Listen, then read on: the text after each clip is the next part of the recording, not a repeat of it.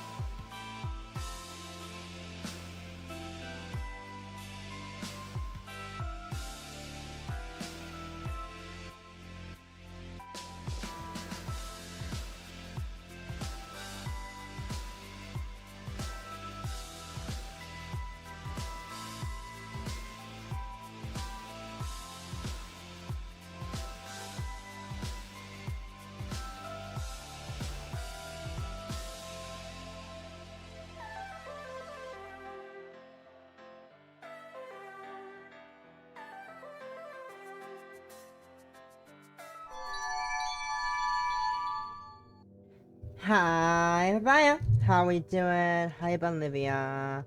And hi, Possum. Thanks for the alert. Hope we're having a good time over there, down in the Yorks of New. The Yorks of New. Hope we're having a lovely Sapphic Sunday. Today we're starting some more toxic Yuri because you know I gotta play Ebi-Hime releases new Yuri, and I'm like, ooh, new Yuri, and then it's like toxic Yuri. Oh, and it also I also love the artist. I don't think there's credits. There's no credits yet for whoops did everything, but I think I can find. And I find the artist I murder. I follow them. I love their art. Anyways, yes, how we doing? How we doing? Hope we're having a lovely Sapphic Sunday. Yuri. Yuri on my timeline.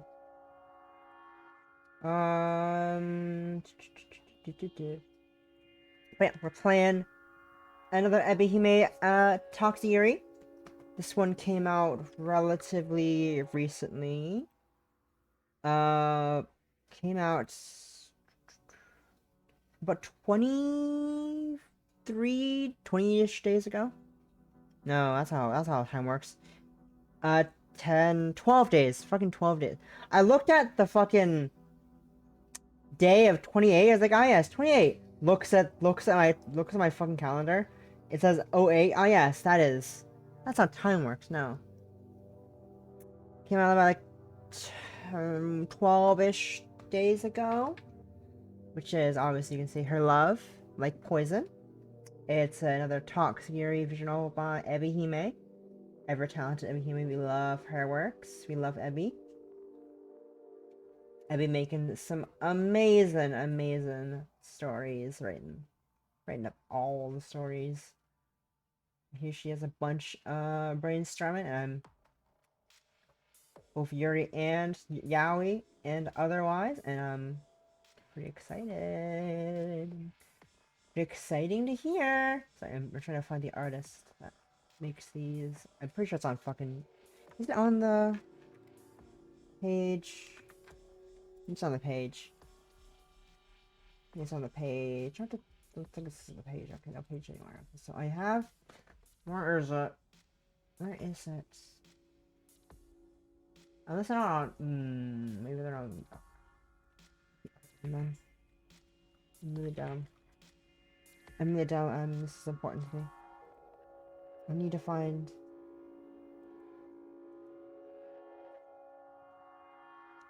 Oh, it's on the wrong. Oh, no, that was right. No, I was right. No, I was right. What am I talking about? Yeah, okay. Oh, where is it?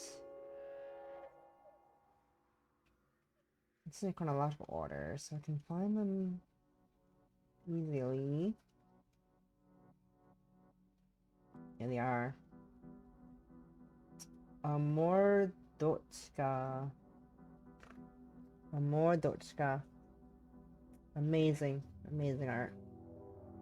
We love their art. Anyways, that is slightly besides the point. Not really besides the point. It's still part of the point. We're playing more Ebi-Hime Sapphic Toxic Yuri, and I am excited to meet this mushroom lady. I can already tell she is very pretty from the artworks that I have seen a bit of from the trailer and the promo art posted throughout the process of the game being made and released. Big exciting. Anyways, yeah, my Sunday's been good. I've been playing with some. I was doing some art earlier this morning. I got line art, most of the line art done. Majority of the line art finished. Got some base colors down for some bits of it.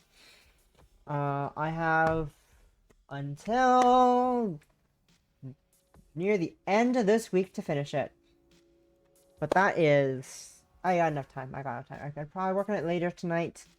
I worked tomorrow. It's not too much to do. Mainly, shading. I'm not sure how long it's gonna take me because I take way too long to shade the most smallest detail that no one will ever see in the world except me, and that's the fun part of how I am overly attention-oriented. But yeah, if my voice sounds a bit, tired, shitty, might be because last night I was doing some voice acting, doing some reading for like an hour. But I'm pretty sure I think it's fine. It feels fine to me. I don't know. It might just be me, my brain being like, your voice, you. Anyways, that's not important at all. That's what's happening. We're here for some Toxic Yuri. And I am excited for the Toxic Yuri. More Ebi-Hime Toxic Yuri's always good. So, let's stop yapping, stop dilly-dallying, and let's start the game. Her Love, Like Poison by Ebi-Hime. So can you see the, oh, you can't see the cursor. A second.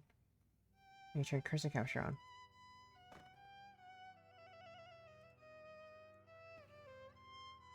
Look at this, it's a mushroom cursor. The mushroom cursor! So cute. So cute. anyways. Ethel Briggs was trying to play the second movement of Mozart's Violin Sonata, number 21, but she wasn't having much luck. Violin Sonata. Try and fail to play the violin. Achievement. Hell yeah. You can't see the achievements, but that's fine. It had been months since she'd last picked up her violin. The lack of practice had made her rusty. She had played this particular piece numerous times, not for any competition. She had always been too shy to enter any, despite Miss Manderley's gentle coaxing, but for her own satisfaction. Mozart's Violin Sonata 21 was one of her favorites. They were spelled correctly. Ethel wasn't a huge Mozart aficionado. She didn't like how upbeat most of his pieces were, how frothy, flippant, and inoffensive. On the whole, she thought that Mozart was far too cheerful. Ethel much preferred the quiet, understated melancholy of Beethoven or Chopin's clean, precise compositions.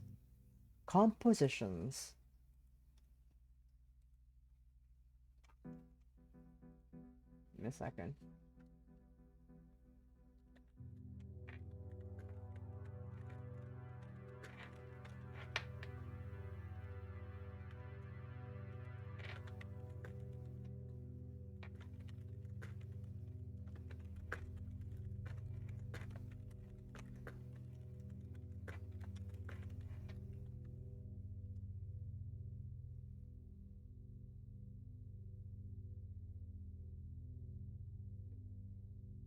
I don't know. This is me. Ah!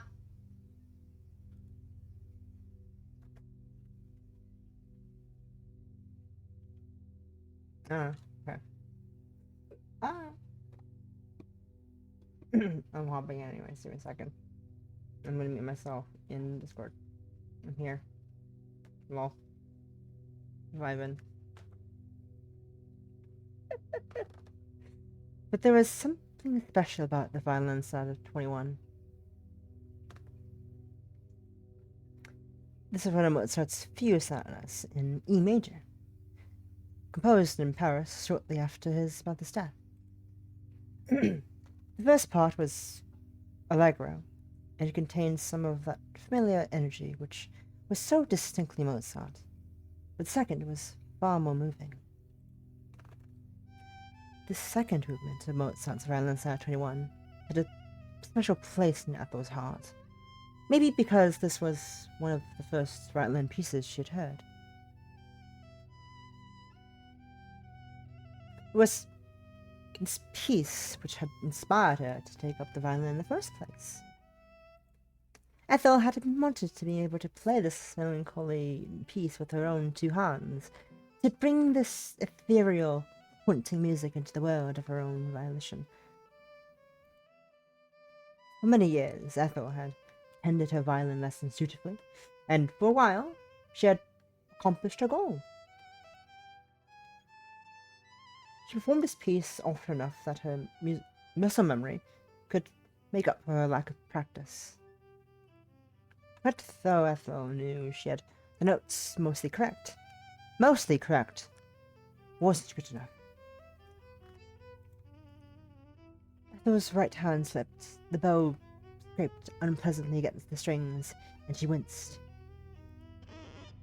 She had been at it for some 5 minutes, trying to recreate her past successes, but this was the final straw. What was the point in pursuing this any further? It wasn't as though she was performing this for an audience. She was at home, on her own, and this was a blessing. If her parents and her young brother had been there, Ethel wouldn't have been able to play her once beloved violin at all. They all would have taught her to knock it off. Apart from Rowan, maybe. Rowan had always been kind. Or maybe he, unlike the other members of Ethel's family, was simply too self-conscious to say what he had actually thought.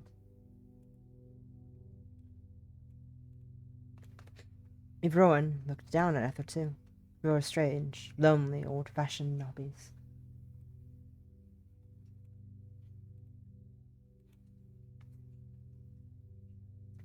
Ethel's family didn't really care for classical music.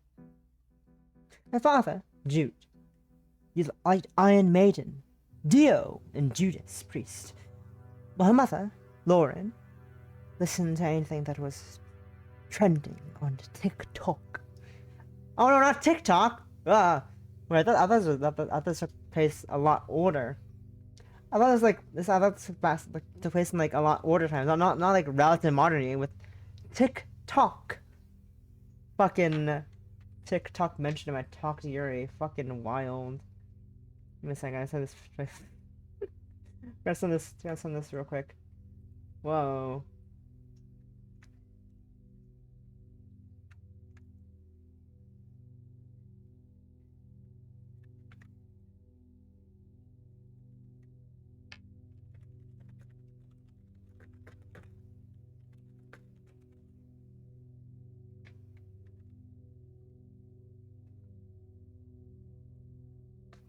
On TikTok. Fucking wild. TikTok is real. The fuck? Hi, Miru! Your accent sounds so good. You the heck? What are you talking about? What's wrong? Miru? Is there a problem? What's wrong, Miru? Not. Are you that astounded by my ability to voice act? I do it all the time for fun. It's great.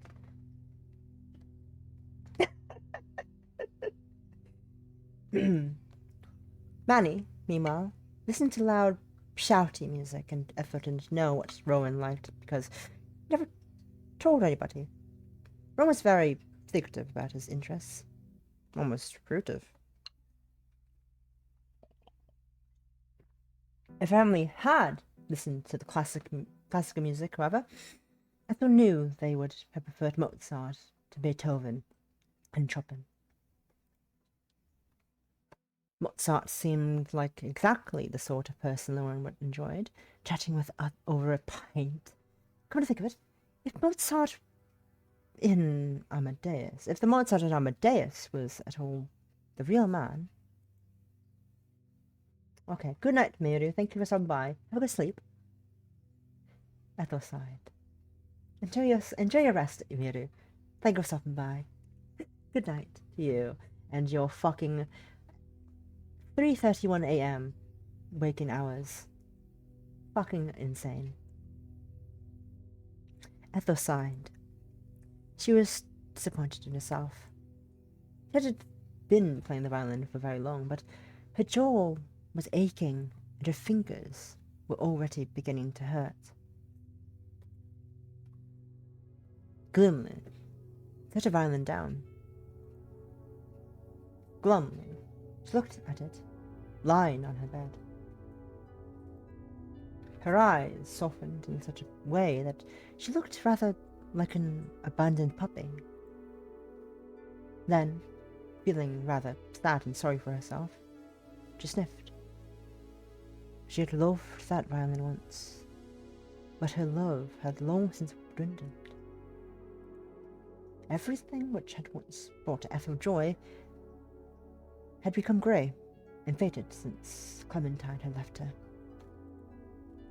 What did her love for music matter now? Had it ever mattered? Ethel was already 21, and simultaneously, she was only 21. She was in her final year of university. The adult world loomed before her. Rather than welcoming it, however, Ethel found herself sinking away from her future responsibilities.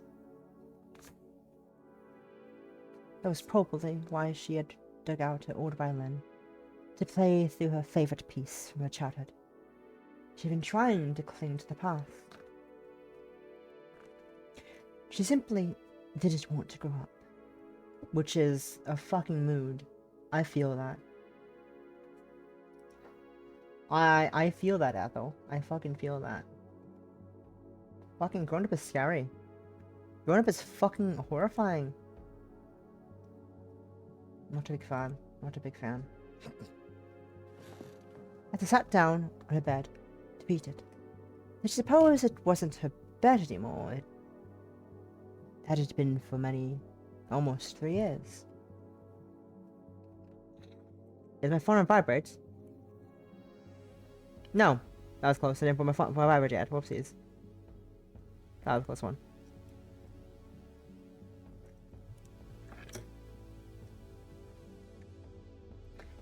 When Ethel was in university in Durham, Nanny slept in what had once been her room. When Ethel came back for the holidays, Manny and Rowan were forced to share a room, something they both resented.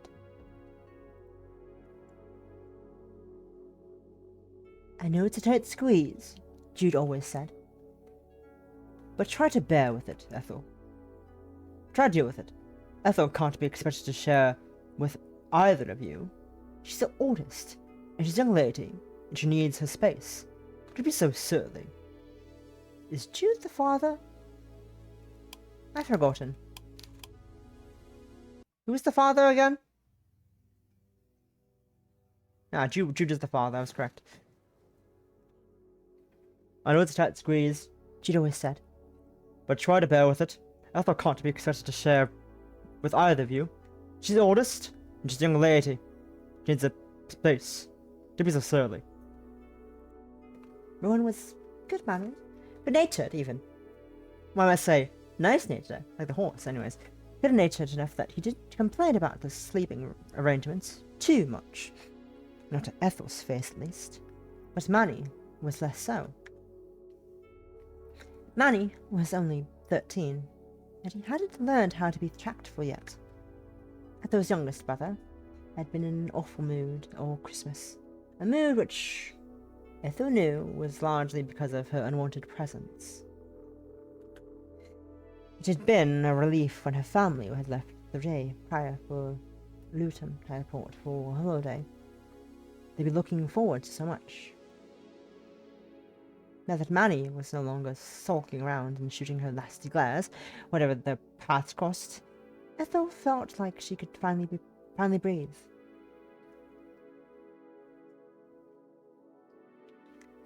Some small part of Ethel wished that she'd accompanied her family. She'd never been to Australia before. She was curious about it, but another part of her thought she'd made it the right move.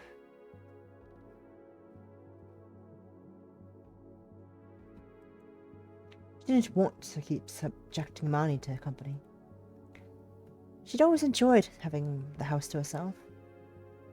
That meant she could play the violin without having to worry about the sound carrying and it did carry in her parents' house. Since the walls were so thin, Ethel had been looking forward to being on her own. But now that she was on her own, she couldn't even enjoy her newfound freedom. What was wrong with her? Ethel bit the inside of her cheek, weighing up her options. If she couldn't play her violin, she could at least give her pieces a go. The due date to handle the damned thing in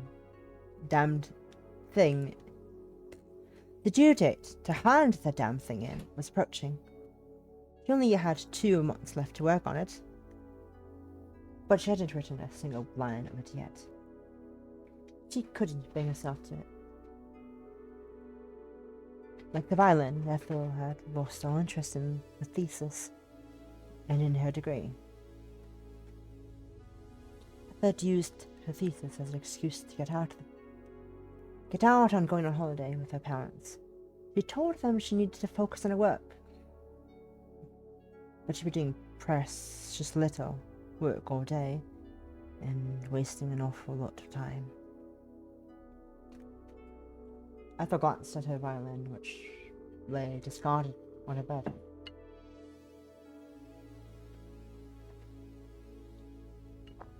Then she sighed for the umpteenth time that night. How had things come to this? What had happened to her? What had happened to make her lose interest in everything that had once delighted her? Especially her beloved violin. That's called depression. I'm pretty sure that's called depression, Ethel, but also big mood. I understand. It fucking sucks when that happens. Fucking horrifying. Jeez. Like, oh, one second you're doing something else, I was like, ugh. Blah. The unwilling girls might have been coerced into playing instruments by their parents, but this hadn't been the case for Ethel. Ethel had been introduced to the world of classical music quite by chance, after discarding an old CD full of the stuff in a jumble sale for 15 pence. 50 pence even. A little bit more, but no. Still pretty cheap. She had been drawn to the old cracked CD because of the smiley lady on the cover, and she hadn't been too interested in the music itself. When she listened to that CD, however, she experienced a revelation. Tongues had spoken to her. She had been instantly drawn into the world of classical music, and it had all been thanks to Mozart's Violin Sonata No. 21. Ethel had known, after listening to that CD, that her life would never be the same again. Shortly after, she had pleaded with her parents to take her to the violin lessons so she could play just as well as the smile lady with pixie cuts on the cover of the CD. Ethel had since lost that life-altering CD. She lost many things which were important to her over the years, but she could remember the cover clearly. The woman had been pretty, despite her unconventional haircut, describably feminine in the blue wrap dress and her dingling earrings. She had held her violin against the nook of her neck, and in her other hand she had wielded a bow. There had been something commanding about the nameless woman in blue, despite how skinny she had been, how slender her arms and legs. To the young Ethel, she had seemed less like a person and more of a queen from a fairy tale, the garland of flowers in her head only adding to the illusion. Ethel hadn't necessarily wanted to play the violin for the sake of it. She just wanted to look like the nameless lady on the album's cover, a lady who, Ethel now realized, probably hadn't played any of the songs arranged in the CD.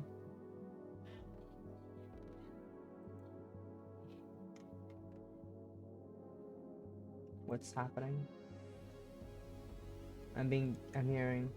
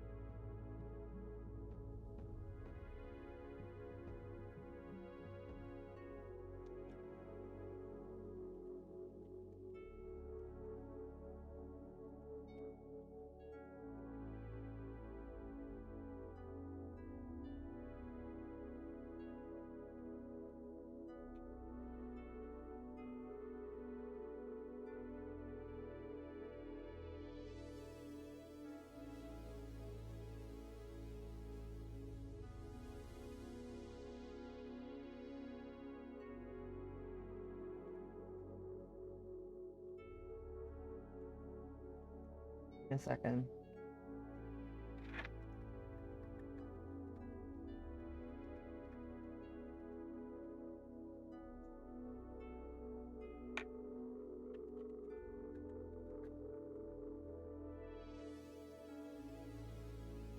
No one who would, in that cover, had probably been immortal, walked into the studio to pose with the violin she couldn't play. That, or she had been a stock image lifted from the internet. When Ethel had grown up enough to realize this, it had sullied the mystique of that sentimental CD. Not unlike how other children felt betrayed after learning Santa wasn't real.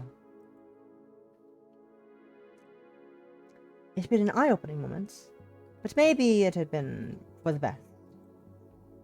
This revelation had lessened Ethel's pain, at least, when the CD had gone missing a few years ago.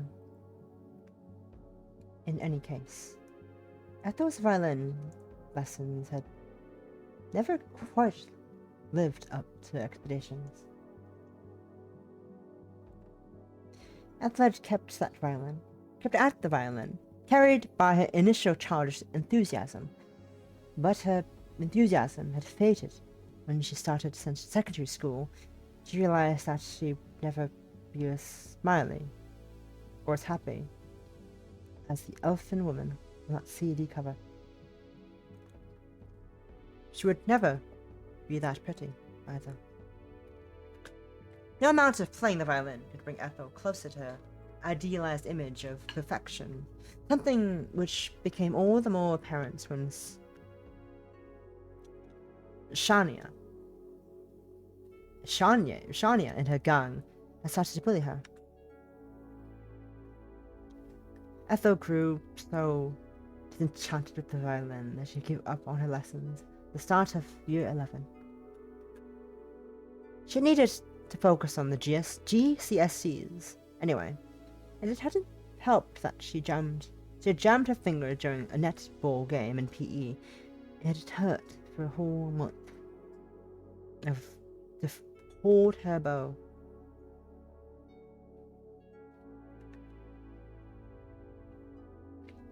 She never liked it when she played at the house, in a way, especially when there was a big game on.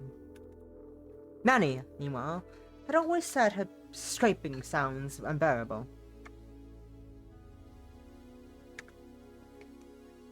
It's like nails on a chalkboard. Can't you pack it in? Man used to say. And in the end, Ethel did just that. Stuck the violin in, but not for good.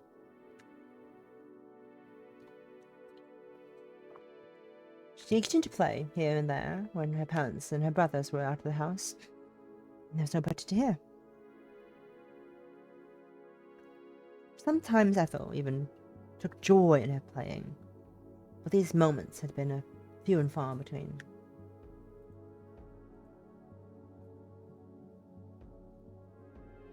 Once, Ethel had played the violin dedicatedly once a week at her teacher's Miss. Once a week at her teacher's, Miss Manderley's. Wait a second, I need to do something else again. This is.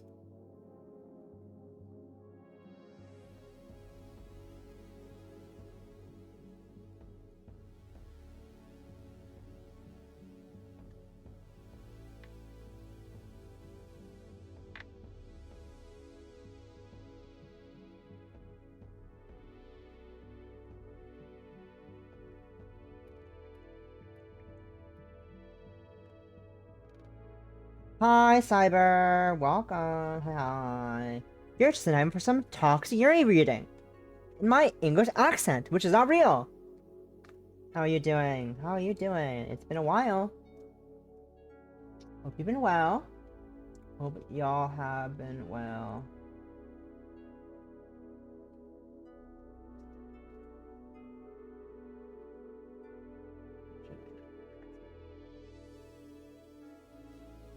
Ah, random shit. Anyways. Now she played once a month, if that, and she did so furtively, as if it were a shameful secret. Ethel couldn't help but feel embarrassed as she played, as though she were performing an obscene act even more intimate than masturbation. But the cyber fam turned up. Okay. Whoa! Whoa! Insane. Insane. Well, hope you're having fun turning it up as you say. The cyber fam. Hope you're having a blast, and Jesus. 30. Insane. Wild.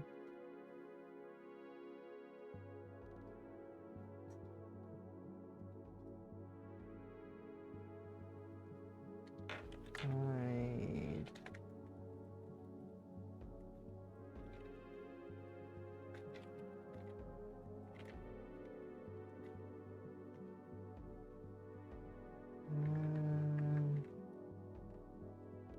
These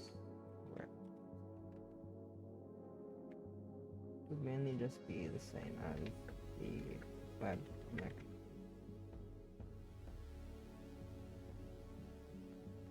I couldn't help but feel embarrassed. I'd read that already. Wouldn't be then in masturbation. Ethel, please. You're just playing the violin. You're just playing a violin. I know you have confidence issues, but it's just the violin. Man, please. Just the violin. It's not that deep. It's not that deep. Not that deep. Oh, I fucking love the UI. I love the art style of the UI. I love the art style of the Toxic Yuri, of the Ebi-Hime Toxic Yuri games. The art style. Love the art style of, I forgot the name of the person again.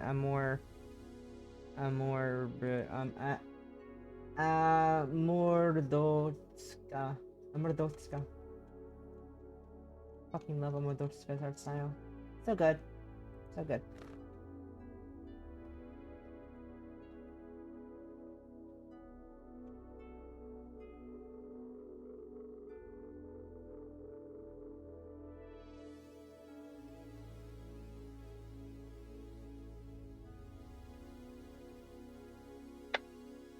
Me playing the violin was masturbation, in a sense, because it only ever brought her pleasure.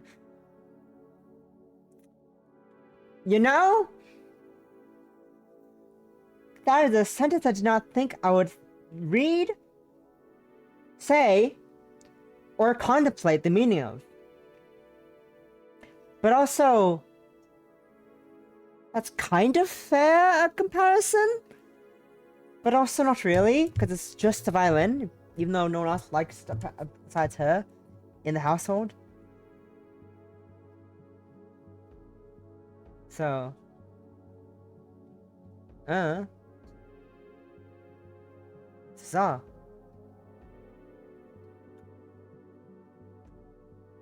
Nobody else in her life had cared to listen to her. Nobody except dear old Miss Mandalay. Mandalay. And she was paid to do that. He had been encouraging, but what had this brought Ethel?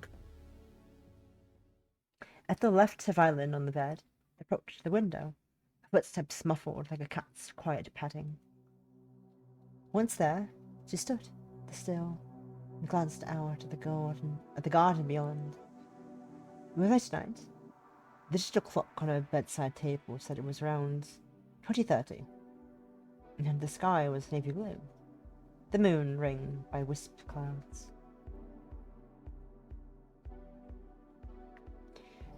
There was a bit of a breeze outside, and the darkened silhouettes of the hedgerows were shaking.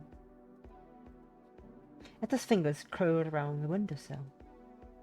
All of a sudden, being inside felt stifling. Ethel had been so caught up in her memories that she worried they would overwhelm her. Newly uneasy, Ethel took one extra step away from the window. She wasn't sure why, but she had an intense desire to escape.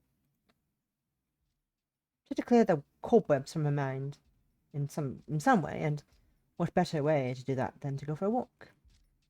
It might have been late at night, but it was too late to go for a wander, really.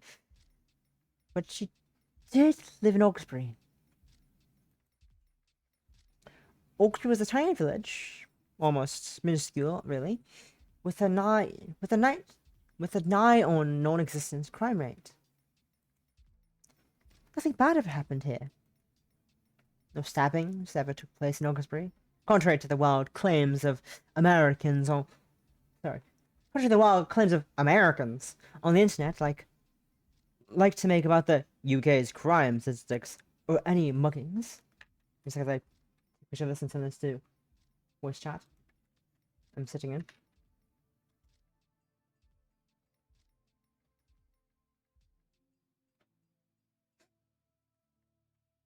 Ethel would be just fine. But wouldn't she be? Famous last words. Famous last words. What could go wrong? What could possibly go wrong? Oxford was so safe and so sterile. Just bordered on boring. Hadn't she always wanted to go on a fun adventure when she was a little girl? Adventures were hardly going to come and find her if she went indoors, steeped in her reminiscence as if she were a tea bag. Ethel didn't imagine that anything exciting would happen on her walk, but it would be better than sitting inside and stewing. Ethel pattered downstairs, feet sinking against the cushioned landing, then the cushioned steps and the staircase, and paused by the front door. You got a kettle? They got a kettle. They got to pop the kettle on. Pause for some tea. Got a bunch of some plates and bowls, some succulents on the windowsill, of course. Knives on the wall, towels. What else is there? Ooh. Approved. I approve of this fit. It's a good fit. Nice little kind of turtleneck. Big coat. Big hair. Big fan. I love her fit. So cute. Ethel, big cute. Big approve. Big yay. Ethel pattered downstairs rather ready, paused by the front door.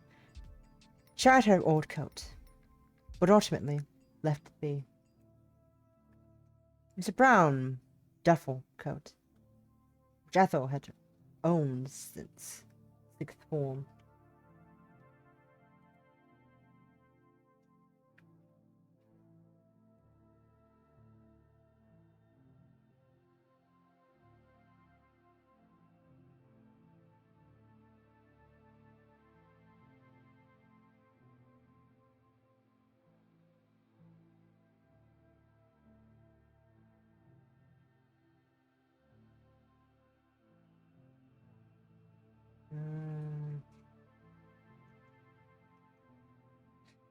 Anyways.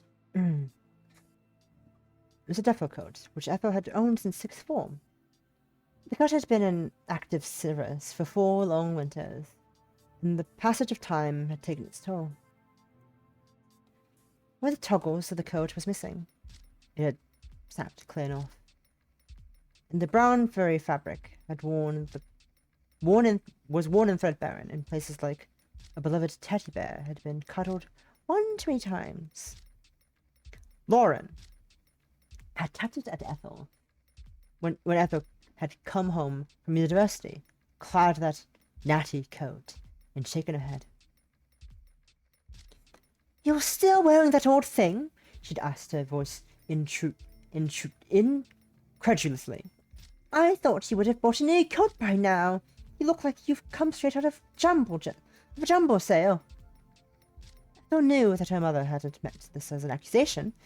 As a compliment, I mean. Ethel's mother rarely complimented her parents, but she had liked nonetheless. Lauren had often taken Ethel to jumble sales when she was a girl, ostensibly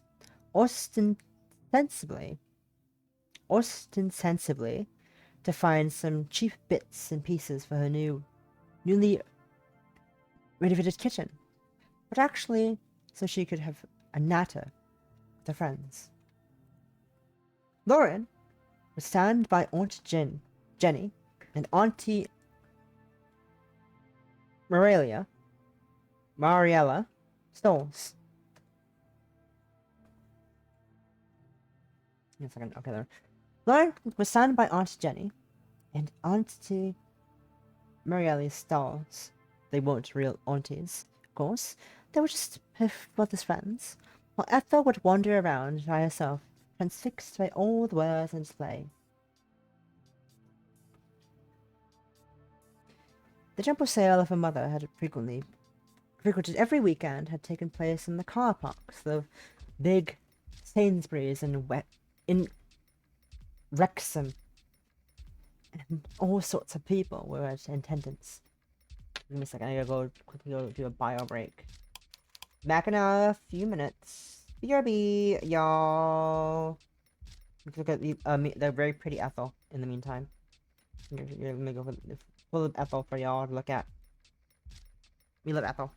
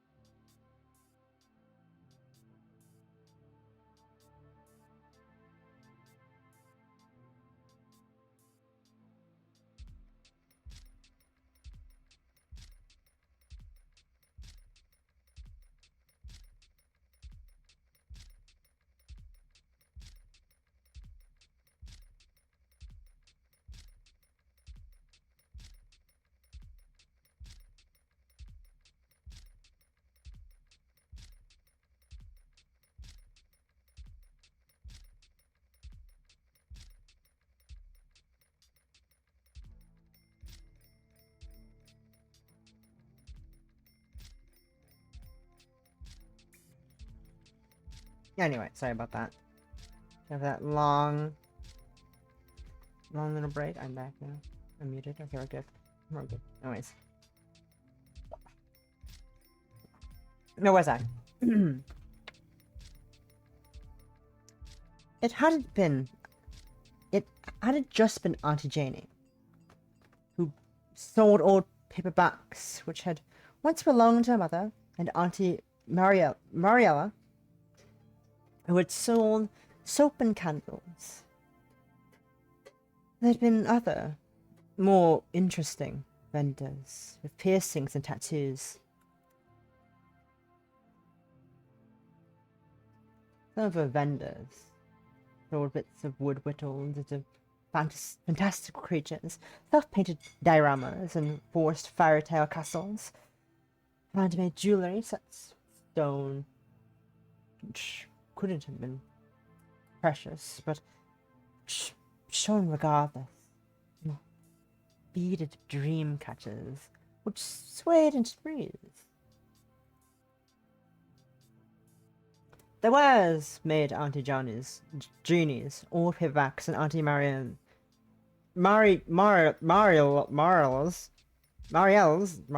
how do you pronounce that word? Nah, you don't fucking know. Mariella's soaps and candles look very pedestrian indeed. As I'd always loved jumbo sales, in part because there'd been so much stuff to go at. So busy, Ethel had been able to melt into the crowd, completely anonymous. Ethel had quite liked being told she looked like she had come straight from one of those sales, though her mother had been less than impressed. Lauren had told her that her coat made her look mousy, but that was what Ethel preferred. She'd never liked standing out. Maybe that was why she'd chosen to venture outdoors at such a late hour. There wouldn't be anybody on the street to spot her. The coat really was too ratty to keep wearing it, however. Ethel left it be, reasoning her jacket would be enough. Ethel had grabbed her father's old torch from his toolbox, however, just in case she needed it. She stuffed it into a canvas bag she slung over her shoulder. Then, she stepped out into the street. She shut the front door behind her, and soon she was enveloped by the shadows. She hoped she'd be able to wander the streets uninterrupted. Well now, what a coincidence. It's been a while, Ethel, isn't it? But her hopes were soon scuppered.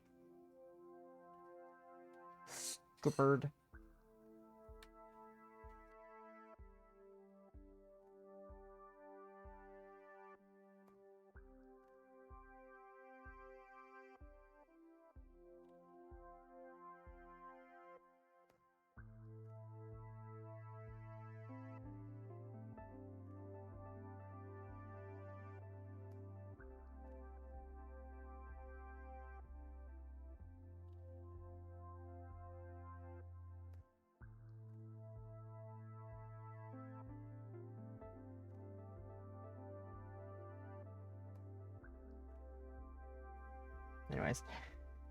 But hopes were soon scuppered. Distracted by a human being talking to me. There's a man. There's a man! Disgusting. A man on the other side of the road. A man who looked almost as washed up as Ethel. It was hard to see in the dark, even with the street lamps illuminating the grey, gloomy pavement. But Ethel recognized the man well enough.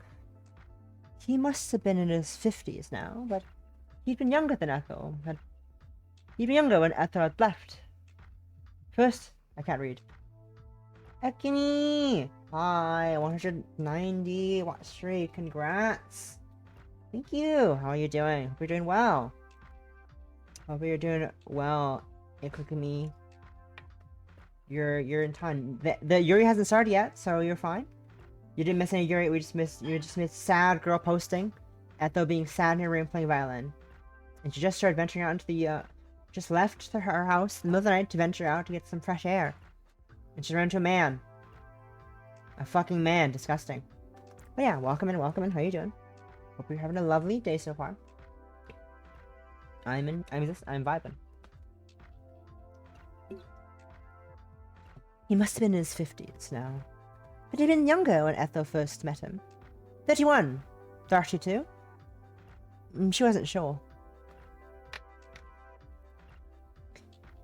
He had a lined face, which spoke to his encroaching age.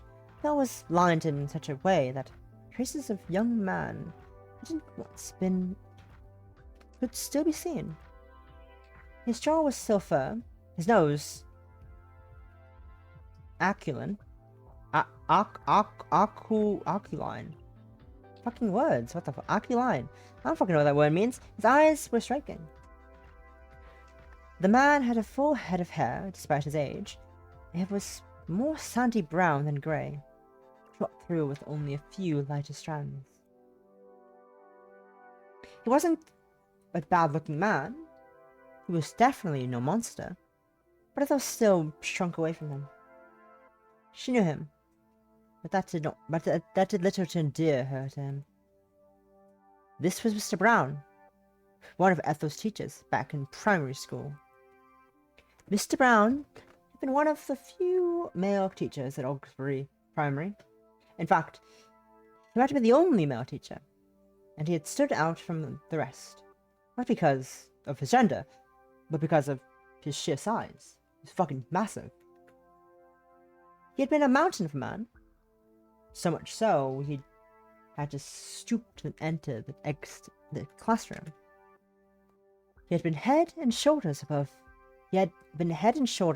above Miss Pierce, Miss Spriggett, and Miss Moylis, quite literally.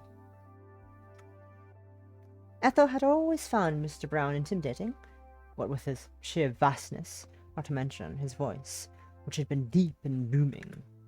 Ethel granted, had been a good deal shorter than herself back when she had been in primary school.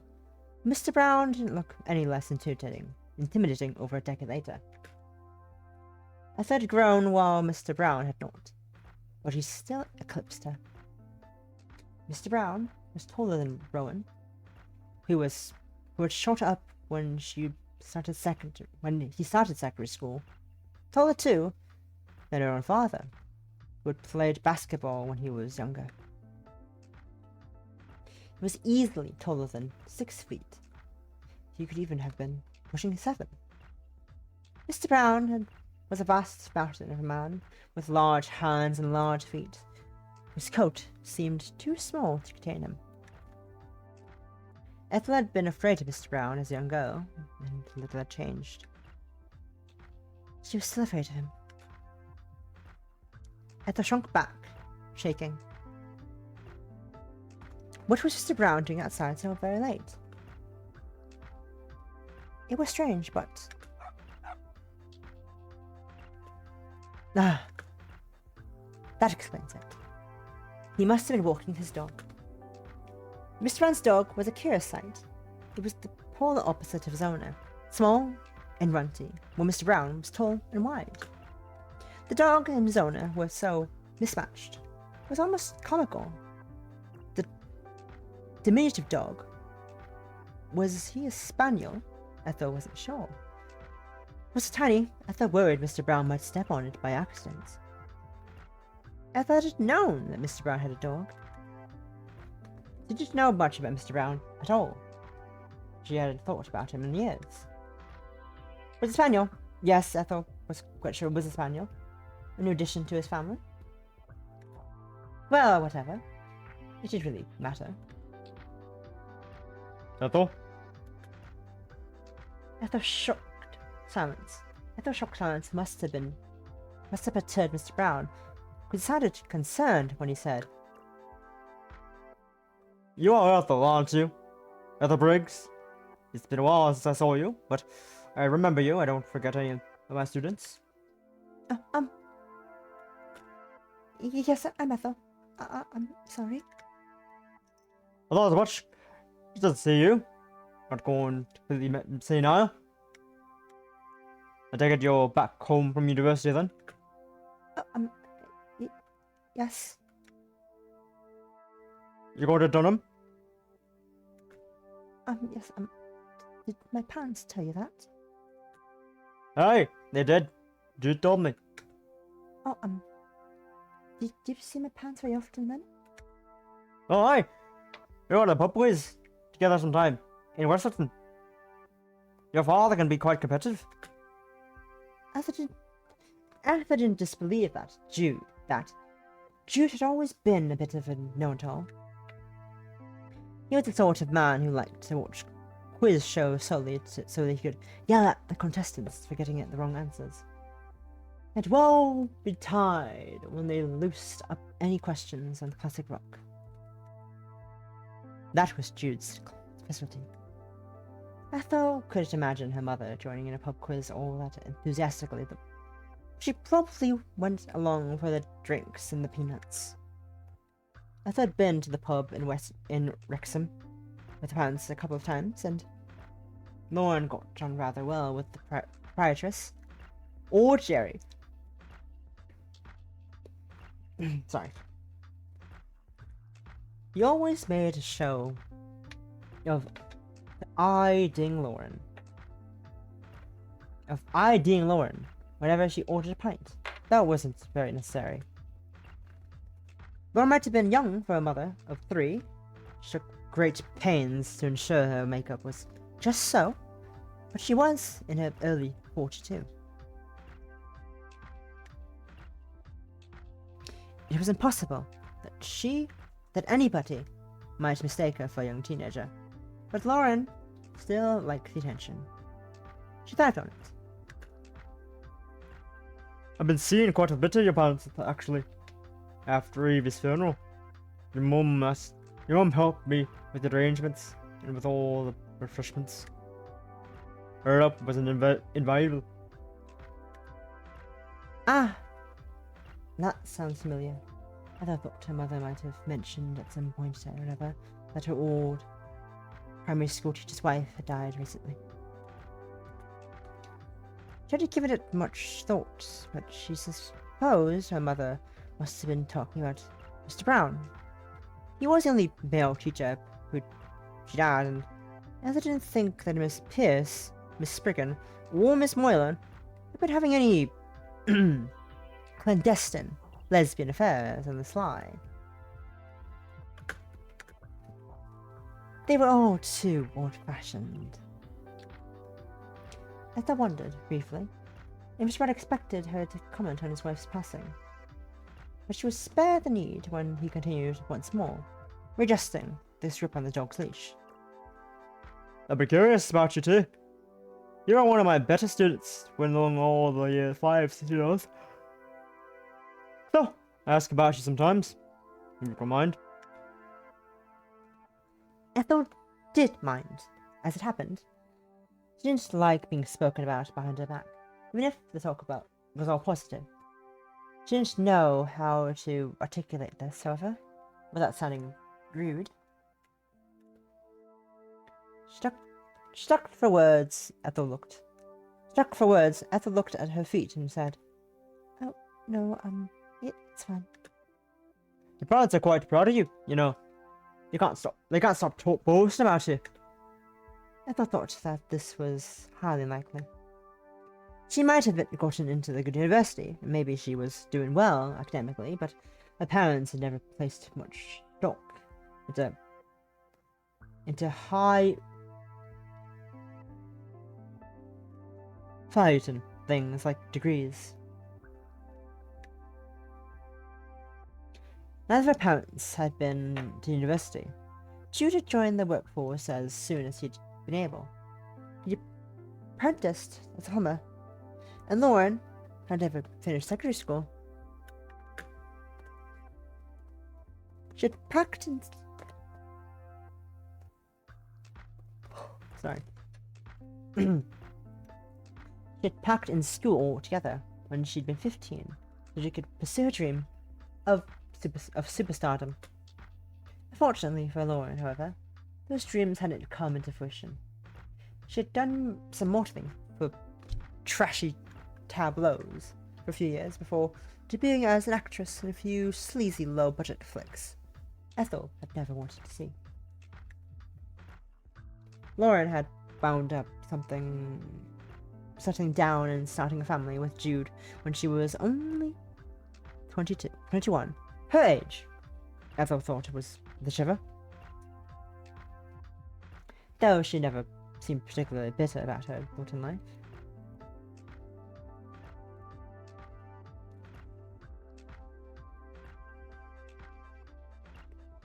Lauren had never taken much of an interest in any of her daughter's creative or academic pursuits, though she had not been dismissive of them either.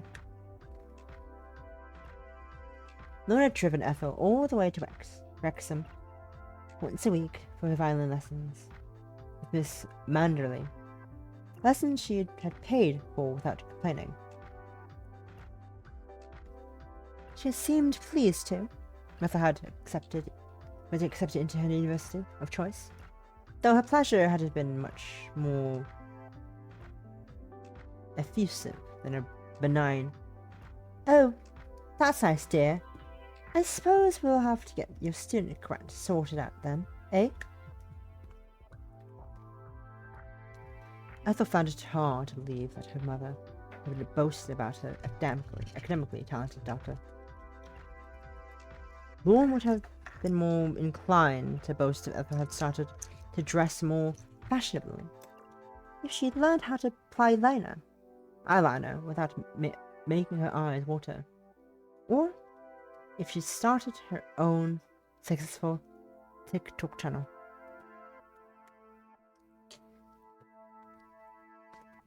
Not a TikTok account of her own, where she filmed herself doing makeup, putting on makeup, taking off makeup, showing off her nails, and singing along to her favorite pop songs. Lauren was actually fairly successful on the platform. She managed to rack up over 300,000 followers in the span of 2 years.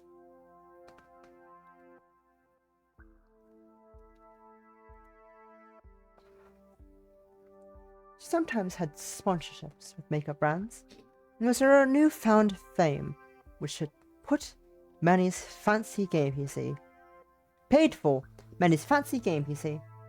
Due to the guitar, the family holiday in Australia.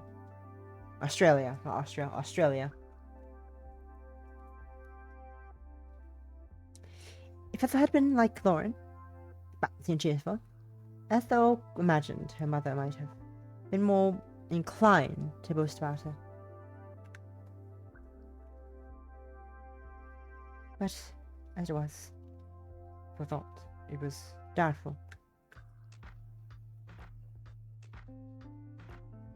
It wasn't hard to imagine that Mr. Brown cared about Ethel's academic achievements more than her own parents did. Still, it was kind of him, Ethel supposed, to rather spinning her a white lie like that.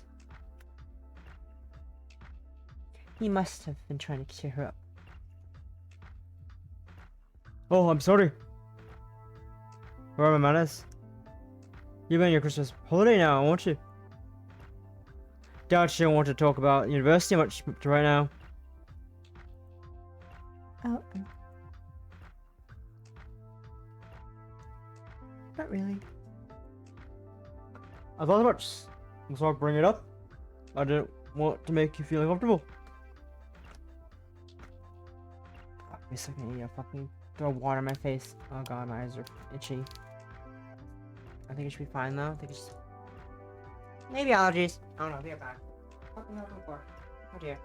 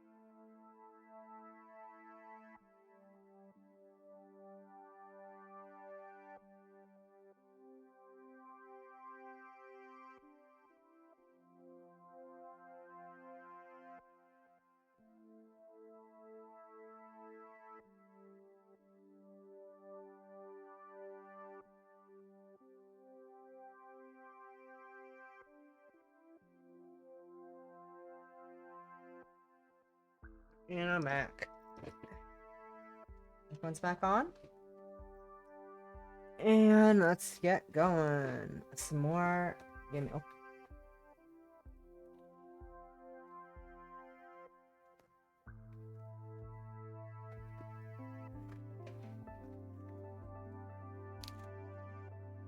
The first night. Shoot. It's around.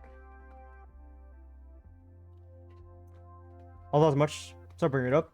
I want to make you feel comfortable. I thought was appreciated, but Ethel thought it was rather too late for that. She already felt uncomfortable. That wasn't necessarily Mr. Brown's fault, however. She felt uncomfortable about almost most things in life. That was just how she was. I'll leave you on your merry way then. But I'm curious. What are you doing? Going for a walk on this hour? It's very dark outside. I don't think it might start raining soon. Oh, sure, you'll be alright. Thank you, but I'll be fine. Are you sure? Ethel nodded. I have my phone with me, and I even brought my dad's old torch if it gets too dark. I should be able to light the way. But I won't be gone long. I just wanted to go for a bit of a bat. Look for bats. Looking for bats. Bats? Yes, and nightjars. My dad took me out to look for them sometimes when I was little. I know my way around the forest, so it should be fine. If you say so. Mr. Brown didn't look wholly reassured, but he didn't try to question Ethel any further. Maybe she didn't have time for it. His dog was beginning to tug on his leash. Yeah, yipping fiercely as he did. Mr. Brown's dog might have been small, but he had quite the set of lungs on him, and he clearly wasn't afraid of using them. Ah! Looks like his lordship's here getting hungry. I can't keep him waiting. What if I don't want him to wake up half the blessed town? I should be off now. But do take care. Do take care of yourself. I know you're a great grown lass by now, but the woods can be perilous at night, even if you have a torch with you. You know your way. The woods are a lot bigger than you think. And they look even. I wouldn't want you getting lost. And you do know what happens to the daily girl, don't you? Of course Ethel knew what had happened to that Delaney girl. Everybody in Oxbury did. It had been quite the topic of conversation when it had happened. Ethel hadn't been looking in Oxbury. Ethel hadn't been living in Oxbury then. She'd just started university in Durham, and she'd been trying desperately to keep her head above the water. But Lauren had taught her all about it. Her mother had called her, breathless to tell her that a girl had gone missing. And it wouldn't be the first time either. Don't you remember that Chloe girl? You were still in primary school at the time, but that caused such a stir too. I wonder if the cases are related. Ethel hadn't liked the way her mother had talked about the girl's disappearance, as though it was some amusing piece of gossip, no different from who was dating whom on Love Island. She found it rather tasteless. As I had known the missing girl, she'd been a local Oxbury. She's not been a local Oxbury. According to the local paper, she'd been staying there for a few days with a couple of relatives, and she didn't remember her first name.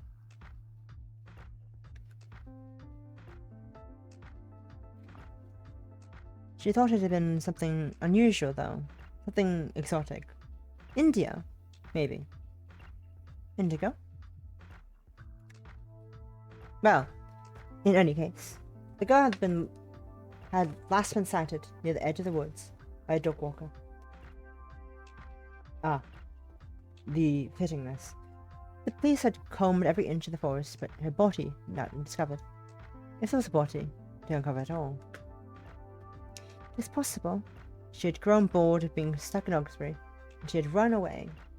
There's no guarantee she had come to a sticky end, and neither was there any evidence, but Ethel still wanted. And so, it seemed.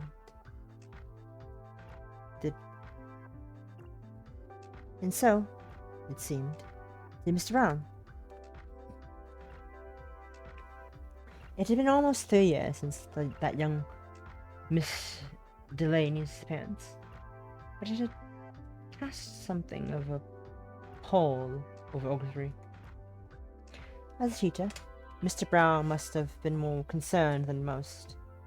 He had spent the better part of his life looking after small children, cleaning skinned knees and breaking up arguments over who stole whose favourite toy. Ethel could hardly fault Mr. Brown for worrying, but his concern still rankled. There was something uncomfortable clawing about it. Did Mr. Brown still regard him as a child? Was that why he was lecturing her?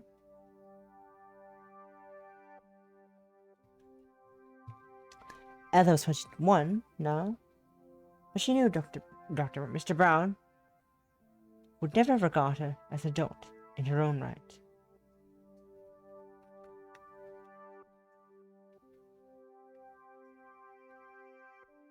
This position was an uncomfortable one. It made Ethel cringe. I'll be fine, really.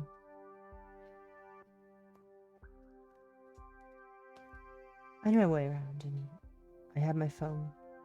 If I get lost, I can ask for help. Call for help.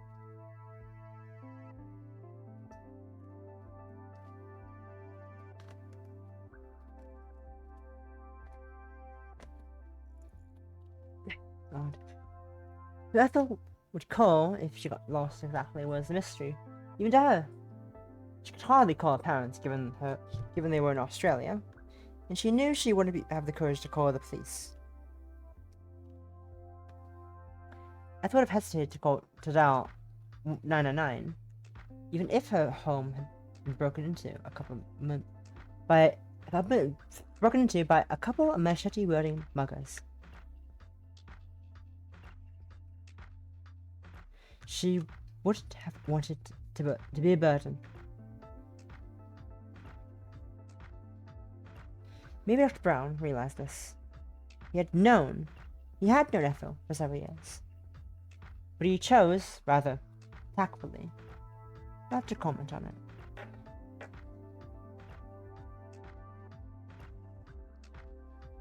Instead, he nodded and said, "Very good. Take care. Take care then. And make sure you come back before it rains, yes?" Thank you. I'll, see you later? I'm sure you will, if you need anything, while your parents are away. Remember, Sparky and I are just a few doors down.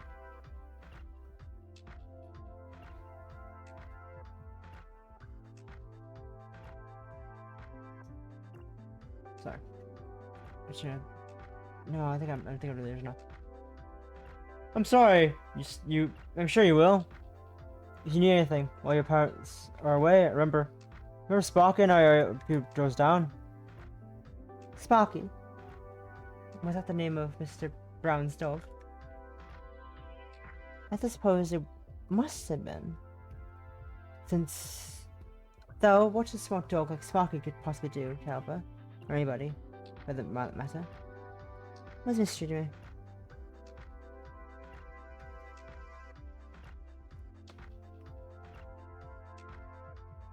Ethel doubted she would have cause to call on Mr. Brown, Or spiky. It's rocky, not spiky. According to...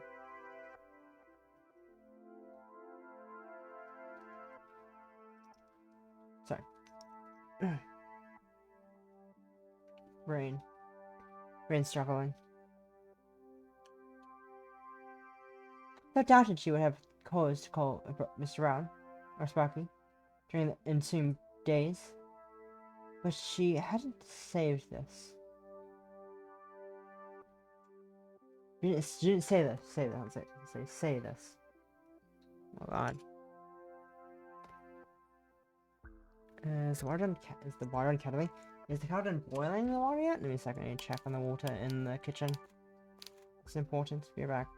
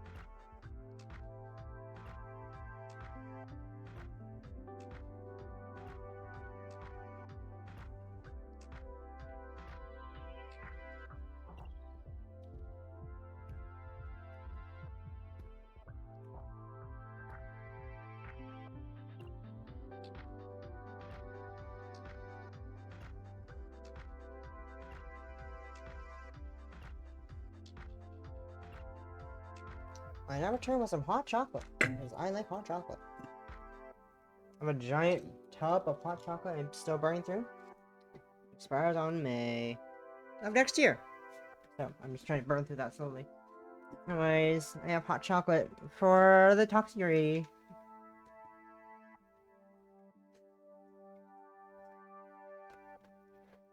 Let me just get a sip of it real quick. Actually, it's still pretty hot.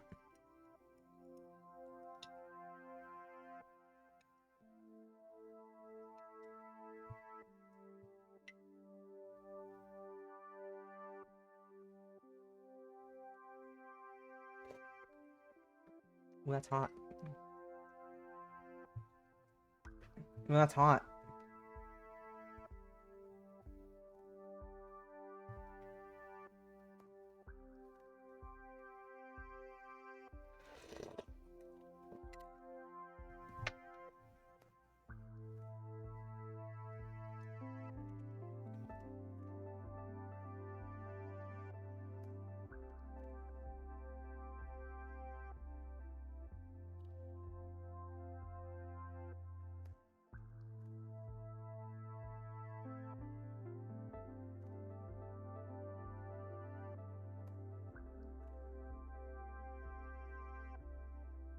Give me a second. I'm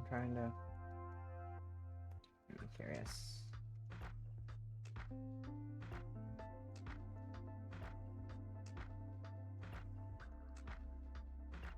curious.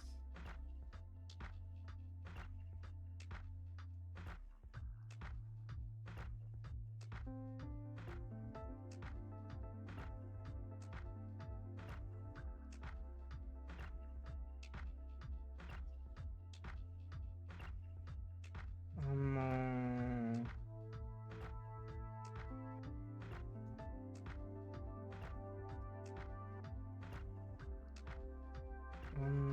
what is... I'm trying to look for something right now.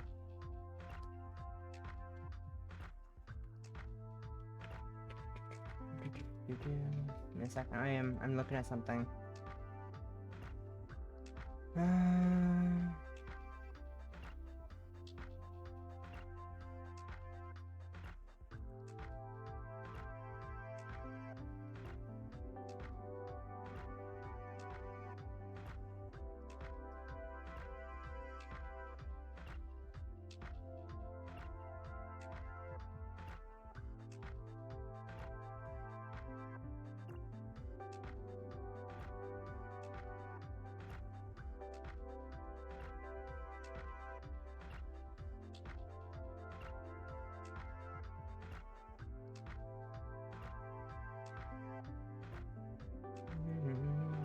Where is this?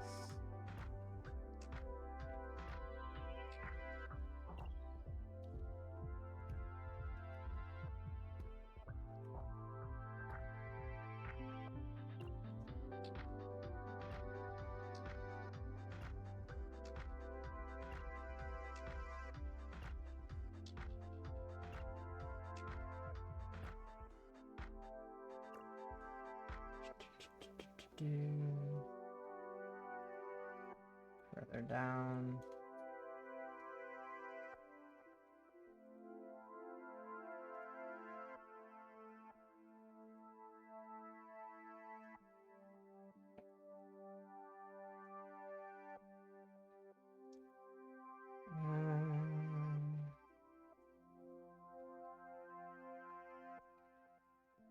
Where is this?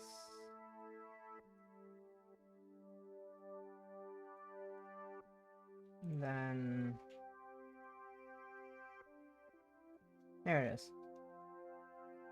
Nothing's here.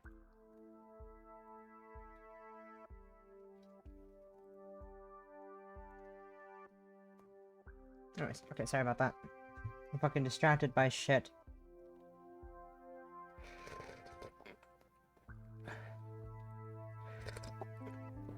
Ah, it's hot as fuck. Anyways, I doubted that she would have caused to call Mr. Brown, or on Sparky, during the ensuing days, but she didn't say that. Instead, she nodded and thanked Mr. Brown. He smiled in return.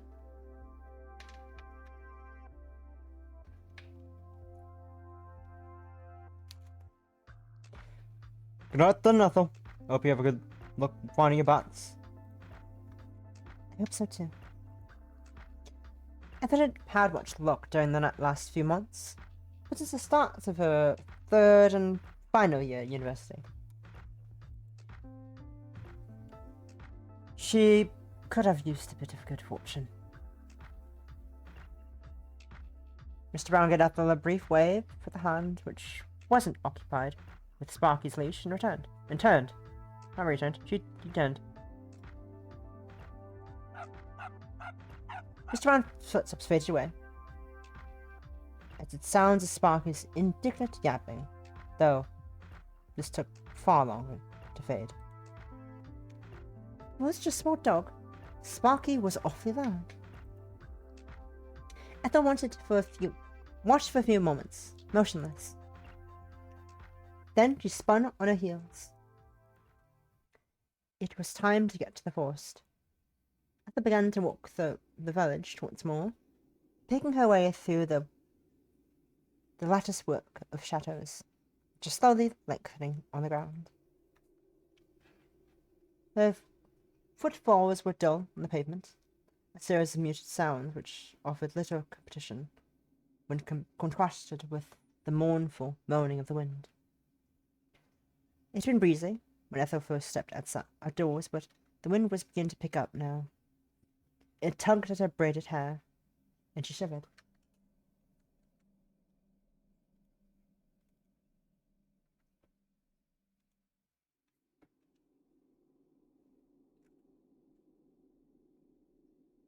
You should have expected the poor weather, given it was very early January.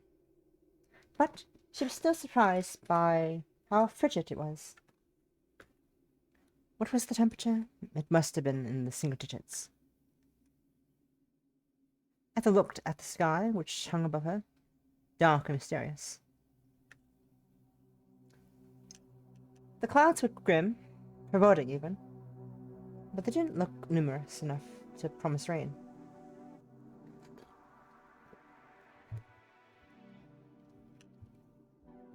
Ooh, that feels weird. That's nice and hot. Nice and hot. Sip of hot chocolate. Maybe Mr. Brown had been wrong about the weather.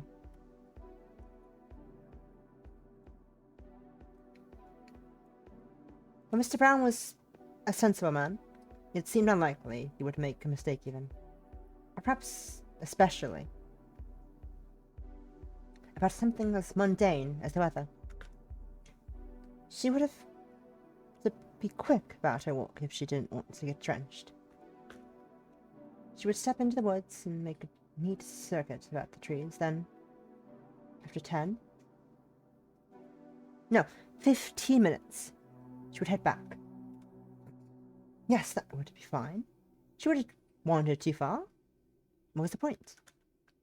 It wasn't like August Breeze Forest was all that exciting either.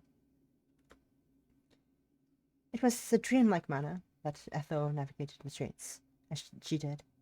The wind blew, it sounded sad like a wounded animal. Maybe coming out here was a mistake after all. What was the point of coming all the way out here anyway? There was nothing that Ethel really wanted to do in the woods. She was just trying to run away from the responsibilities like she had after Clementine. But Ethel didn't want to think about that. It was uncertain. It was with uncertain eyes that Ethel glanced about the dense woodland which surrounded her. In the distance, somewhere far above the head, an owl hooted. Sounds split the air quite sadly, and Ethel jumped. She hadn't expected it. She could feel her pulse hammering uncomfortably in the neck of her... in the base of her neck, not the neck of her neck. Not the neck of her base. Base of her neck. Ethel had been into the forest many, many times before. Sometimes with her parents and sometimes with her brothers. Though, more often than not, on her own. It felt different tonight.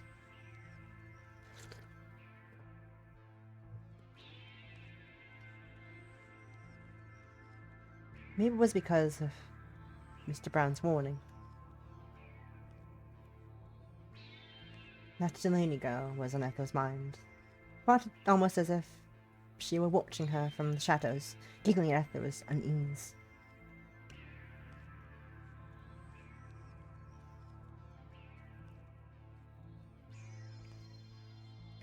This thing disconcerting about the woods tonight, something devouring. It seemed almost inviting. It almost to be inviting her in, but beneath its cordiality, there lurked something uncompromising.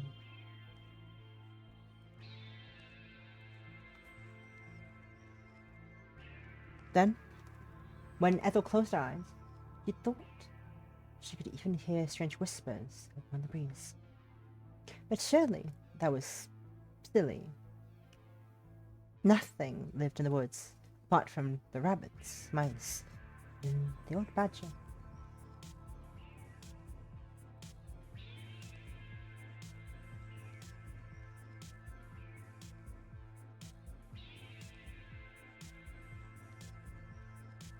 Oh, I can't talk. Give me a second. Give me a second. I need to.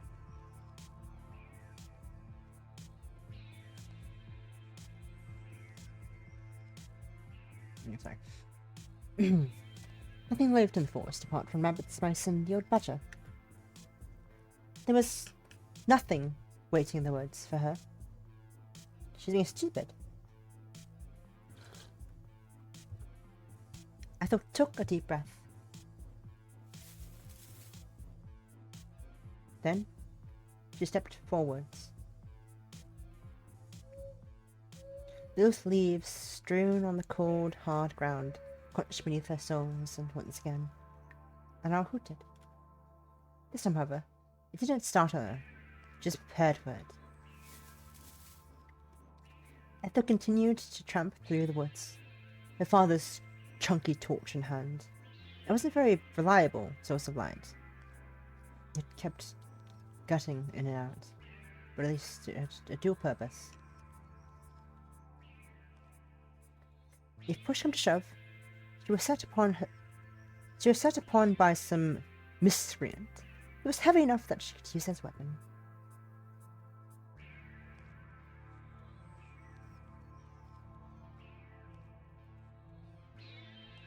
Oh, it's already used.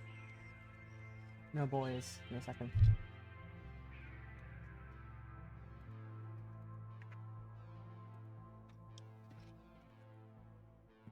I not doubted anybody would attack her, however, to Mr. Brown's warning. She was an Oxbury, for goodness sake. For goodness sake! Oh, my favourite catchphrase. She was in Oxbury. For goodness sake! It wasn't the sort of place where people would attack. Hell, not even the missing Delaney girl had been attacked. She had simply disappeared.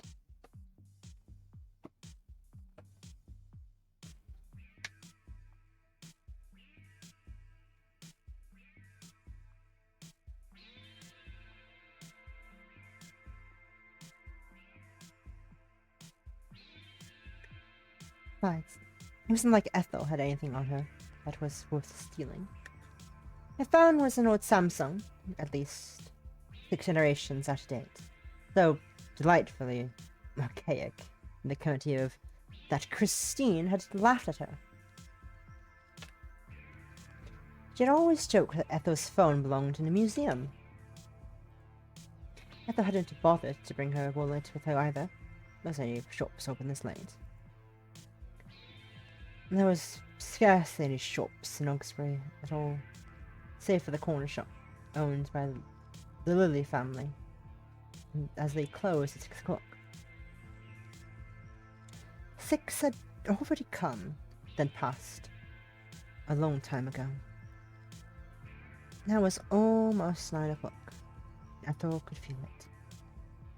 The wind blew, uncomfortably cold, trailing its invisible fingers against Ethel's cheeks.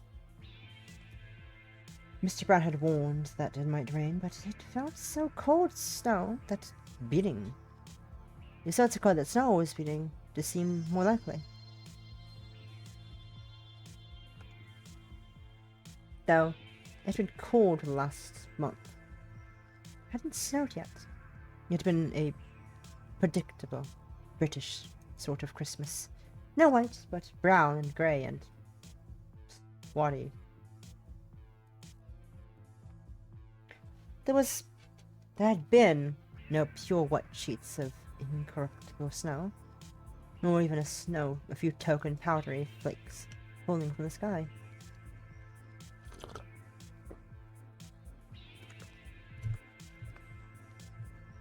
There had, however, been rain, and plenty of it.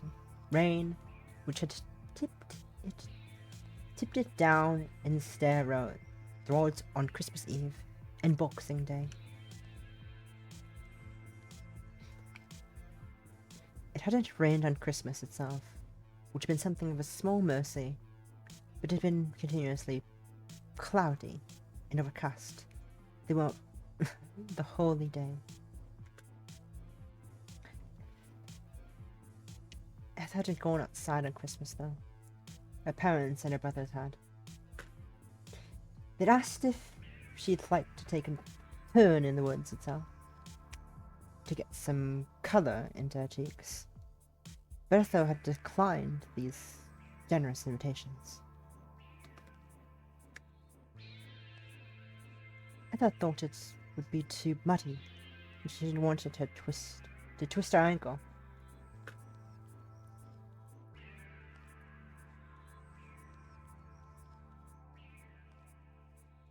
Fortunately, it had rained. It hadn't rained at all in the ensuing week. The forest floor might once have been squelchy, mud, and mire, but now the dirt was reassuringly cold and compact. Ethel was unsure whether that would last for very long, however, or if it really had begun to rain. The moon overhead was round and full that night, just like a perfect pearl and earring nestled in the ear of a beautiful woman. Lauren had nagged Ethel to get her own ears pierced, but Ethel had never wanted to go along with it. She'd worried that it would hurt, and anyway, she hadn't really seen the point in it. She didn't understand the appeal of poking holes in herself, not so she could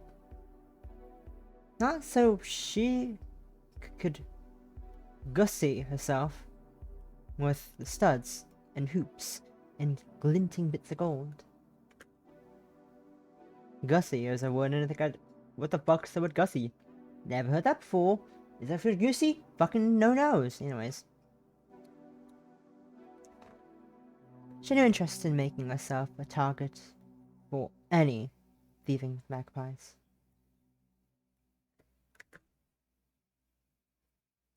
Lord had always laughed at Ethel's unease.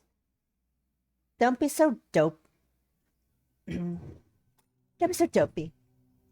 Heaps of girls younger than you get their ears pierced. I was only 7 when I had mine done. It didn't hurt at all. But Ethel had remained firm. She could be stubborn about the strangest of things.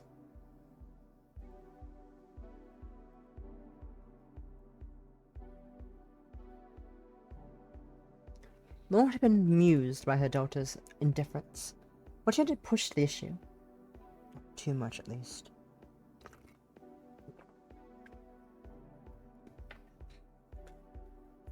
Instead, Lauren had shrugged and said, "Oh well, suit yourself. You are being daft, though, Effie." That was how much of Ethel's conversation with Lauren, with her mother, went. She was always calling her daft. Always calling her daft. SMH in my head. Fucking daft girl. Looks like my fucking bracelet's falling off. Looks like it.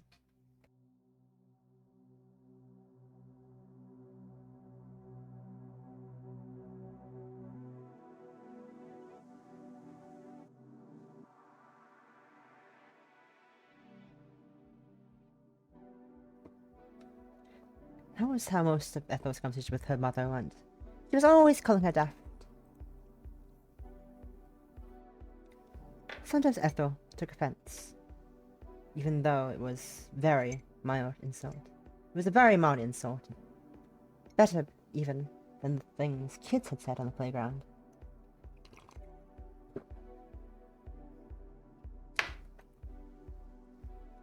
Sometimes, however, she thought that her mother had a point. She was daft. She really was daft. She was being daft right now, wandering through the woods so very late at night. But still, she didn't stop.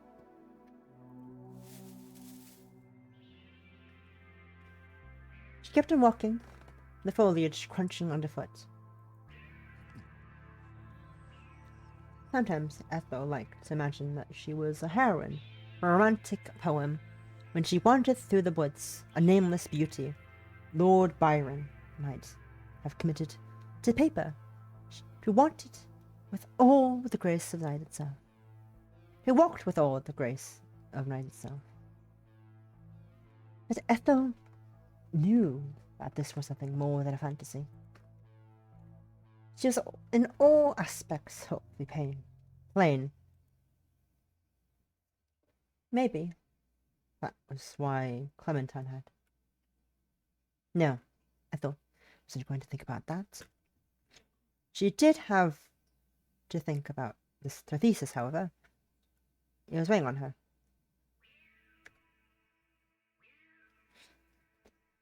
Why she wondered if she'd been silly enough to write her thesis on romantic poets when they focused on so intensely, obsessively even, on things which were beautiful. If they weren't waxing poetry on beautiful women with their then they were writing on beauties of nature, of lakes and forests, and hills and dizzyingly high cliffs capped with snow. Sometimes Ethel liked to read about the beauties of nature. It was rarer than she liked to read about beautiful women. It was rather she liked to read about beautiful women. The former was uplifting. The latter was just depressing. Was that why she was struggling with her thesis so much? Was it the subject matter? I thought I didn't think that she had lost interest in the poetry, but enthusiasm was definitely dwindling. Maybe it was inevitable. When Clementine had been the one to pique her interest in the subject. Clementine had always been very passionate about poetry. Romantic poetry, in particular. Though reading these old poems from Clementine, Ethel had found something in them to appreciate herself. Something she'd never noticed before. But maybe it wasn't the words of these poems she had appreciated, the way they sounded in Clementine's mouth when she spoke them. Had Ethel only pretended to be interested in poetry because she had wanted to be have more in common with Clementine? In retrospect, that seemed depressingly likely.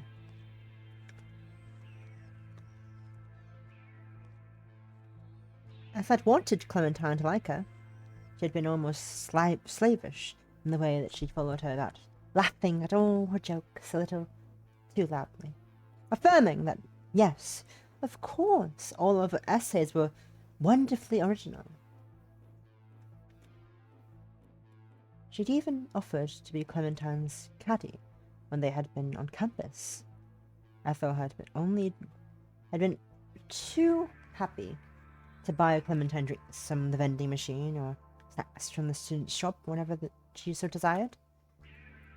Ethel wanted Clementine to like her so bad for such time.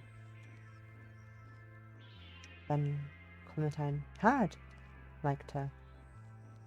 It had been wonderful. For over a year, Ethel had been suspended upon the clouds. Nothing could have hurt her until it all came crashing down. Had that been inevitable? Maybe she should have expected it. Ethel shudders. She felt very, very cold and uncomfortable alongside it. This coldness did not abate the future Ethel walked into the woods. This coldness did not abate the further Ethel walked into the woods. An icy chill crawled inside her guts, clenched about her heart like a vice. She could feel it too, upon the crown of her head, trickling down her neck. She could feel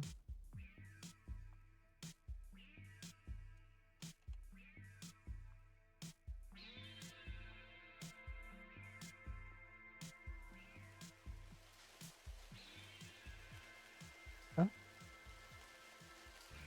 Oh. Was that rain? It looked like Mr. Brown had been right.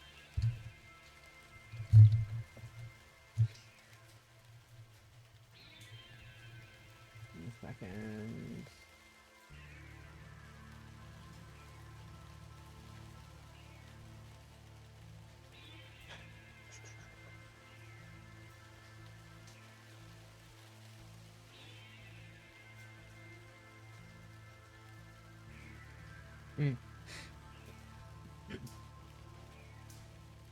The rain came slowly at first, and irregularly, but it didn't take long before spears of the stuff started pelting down. The rain made everything look faint and blurry, as if it was being viewed through a filter. Something in the undergrowth rustled, and Ethel glanced in his direction. The wind whipped her hair about her face. What was that? Ethel knew the answer to that was probably nothing. Or if it was nothing, then it was a small, insignificant sort of something. It must have been a rabbit seeking shelter from the rain. That or a vole, or maybe a sodden squirrel. A sodden squirrel, a sodden squirrel. There was something for Ethel to worry about. Apart from the miserable weather, of course. Ethel shouldn't have ventured so far into the woods, but it was too late to worry about that now.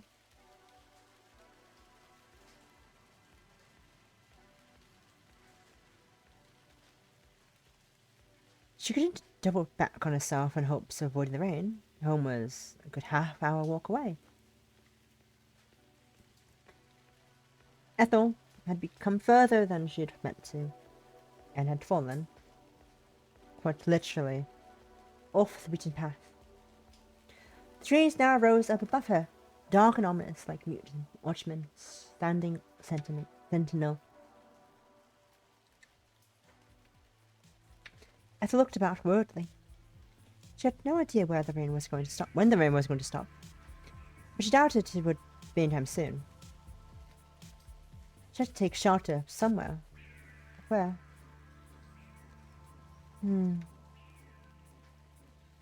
What about the church? St. Catherine's was an old, crooked building which bordered the forest. It's located on the fringe of Oxbury, away from the rest of the houses.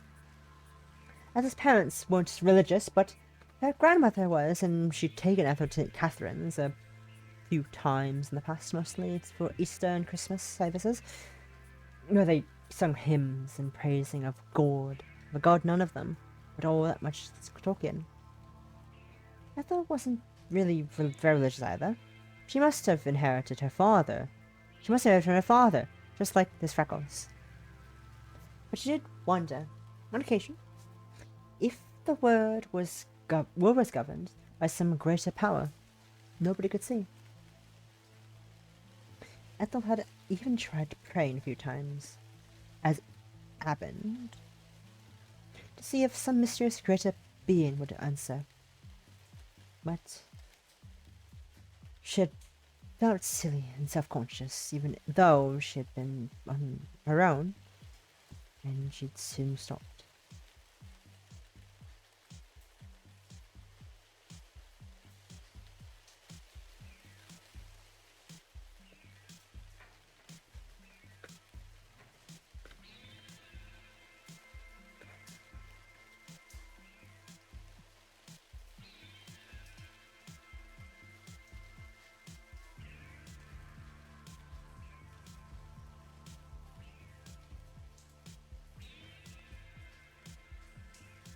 She hadn't been able to rid herself from the mental image of her father scoffing as he said, "God What a load of bullocks.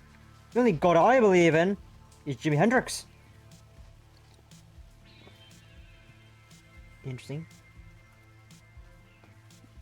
Ethel hadn't been about to pray Jimi Hendrix, of course.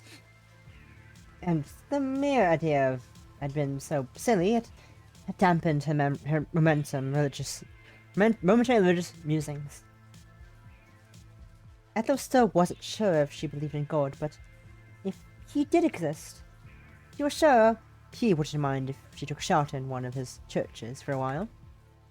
If she could avoid the roast of the rain, then she could have nothing negative to say on the subject of organized religion in the foreseeable future. It was like Ethel had any particular vendetta against Christianity anyway. Not like her father, who railed against it as being illogical and impractical. Jude found a lot of things illogical and impractical. Ethel knew that her love for English literature ranked quite highly on his list. Ethel bit her lip. Then she began to pick her way through the forest.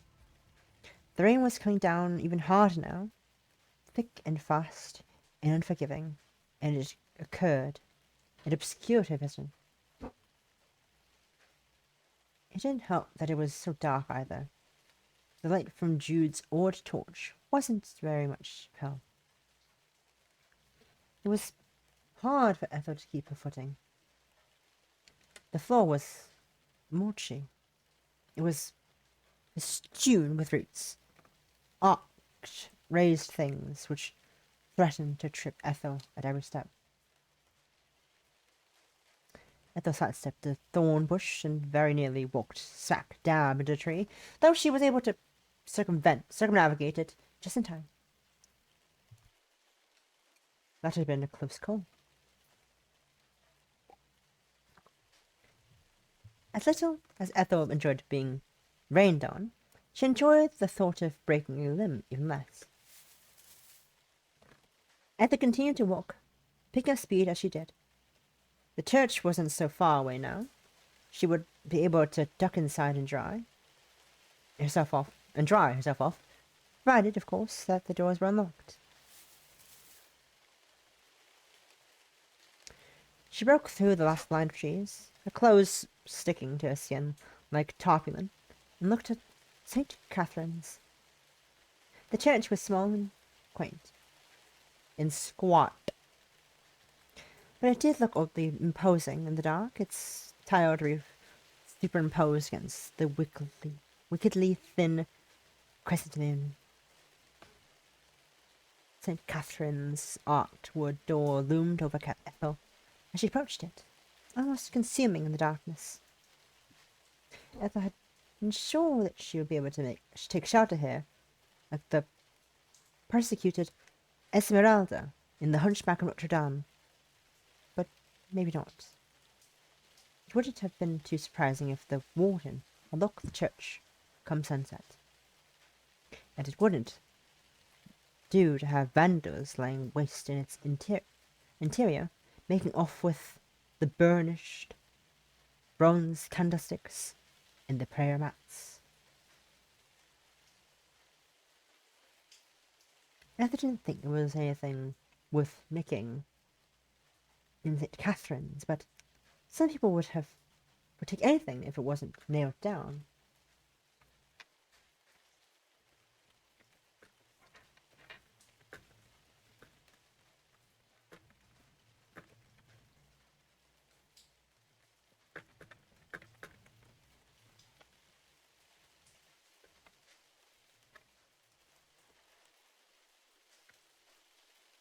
Fuck.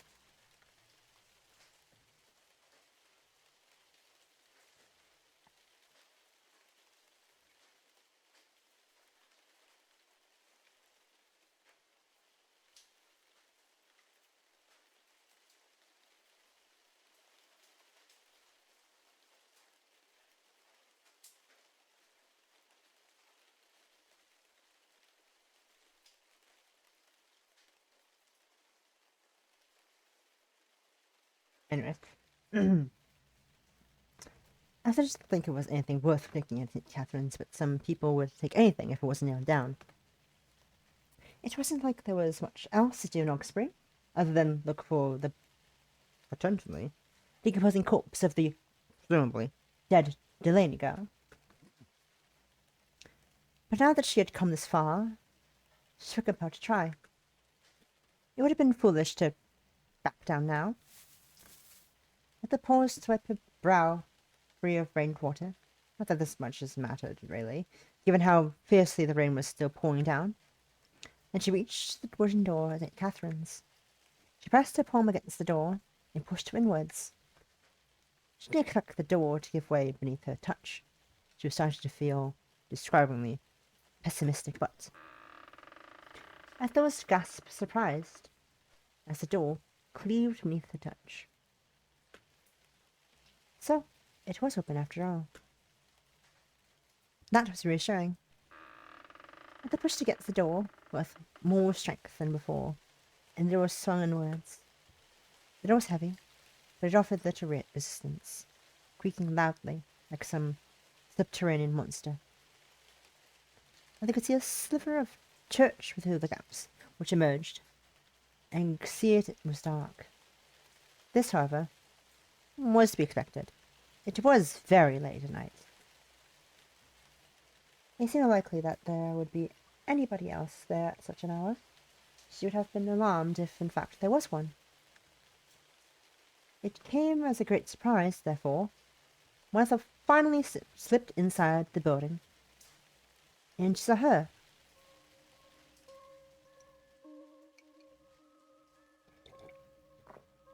Ave Maria! That's usually minutes gone, by the way. Everyone just yelled that randomly. A mysterious encounter at the church. Ave Maria.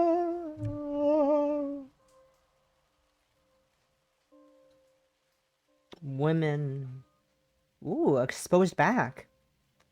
Brain cell activated, exposed back. Whoa! There was a girl standing in the church, framed by the stained glass window. Ethel couldn't see the girl's face, but she could see how slender her waist was, how shapely her calves.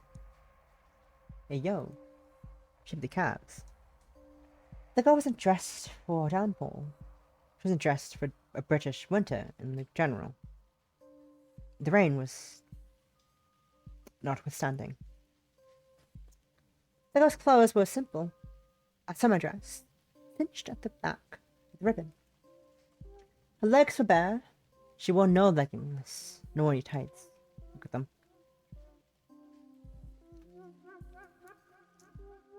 She didn't even look like she was wearing socks. Instead, she wore a pair of sandals which had the slightest suggestion of a heel. The back of the girl's feet were exposed, which were arched and raised a couple of centimeters above the floor. The girl was only standing, but there was a curious grace to her, even as she remained motionless, which made Ethel's heart ache.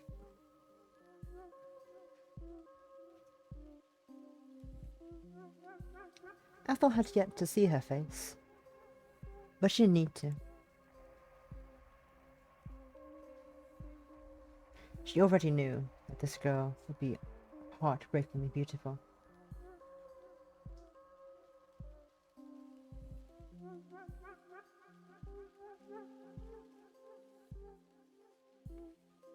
The girl was even a little bit damp. Unlike Ethel, she had arrived at the church before the rain had started. That, or she'd been the foresight to bring an umbrella with her. Why, Ethel wondered. Hadn't she brought an umbrella too? She could have ducked back inside after Mr. Brown had warned her about the rain to retrieve one. Wouldn't that have been the sensible thing to do? Ethel hadn't wanted to do the sensible thing, however. She hadn't wanted to listen to Mr. Brown. Mr. Brown had been a teacher once, and she had wanted to prove to herself that she wasn't a child anymore, that she no longer had to take his advice. How very wrong she was.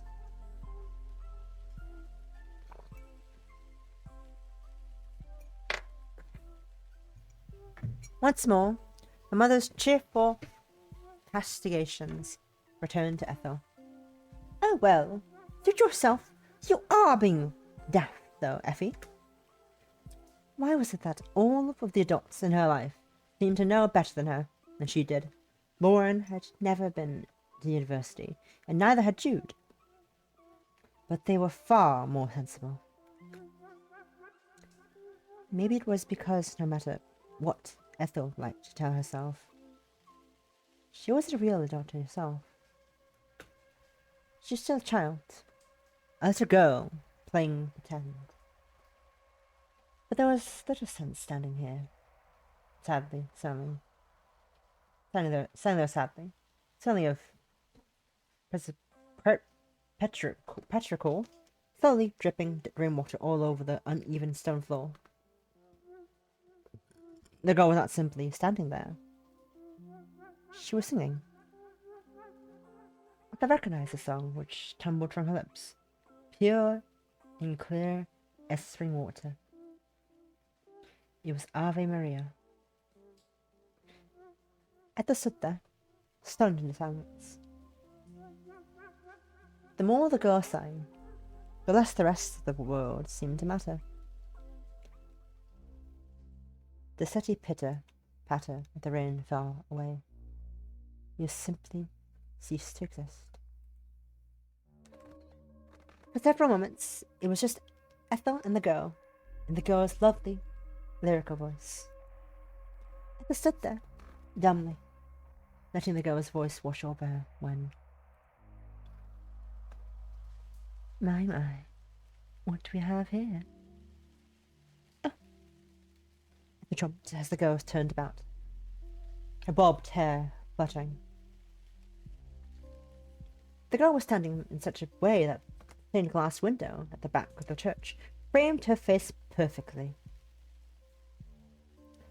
The position of it was so perfect, in fact, it looked like a shot from a movie. The girl, a trained actress, told precisely where to stand.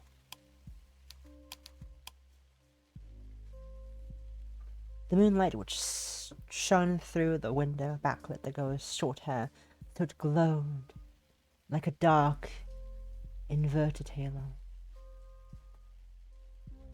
The girl didn't look like any of the angels Ethel had seen pictured before. However, not the romantic sort of with gold locks and baby blues, nor the biblically accurate ones made of flickering flames, hundreds of vast staring eyes. The girl only had two eyes, which were positioned where they should have been, and framed with a sweep of dark lashes.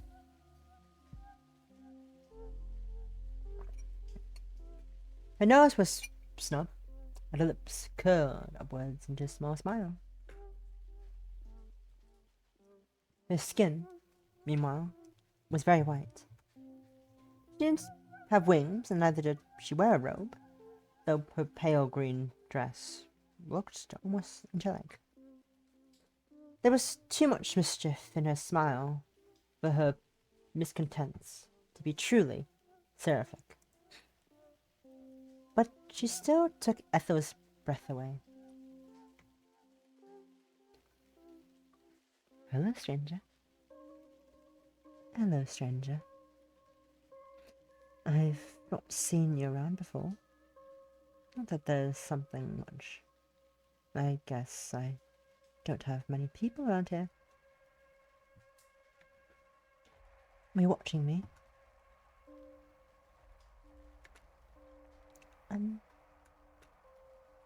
Ethel's face had always been a pinkish undertone, now turned red.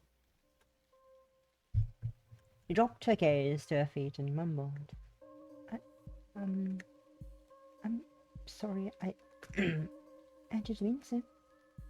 So you were watching me? Ethel nodded at the damp, fleshy inside of her cheek. A few moments of silence passed. Silence which was filled with the steady pitter-patter of the rain outside, which fell onto the grass and the dirt and all the tombstones.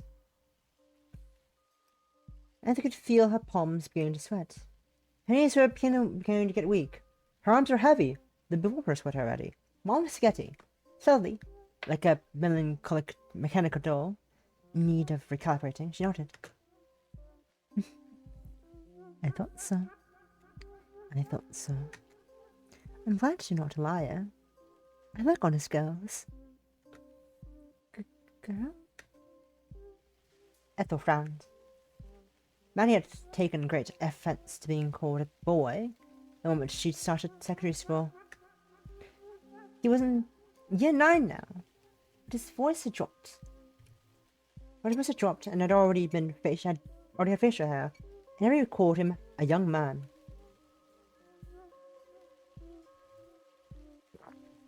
Why then did Ethel have to be a girl when she was already 21?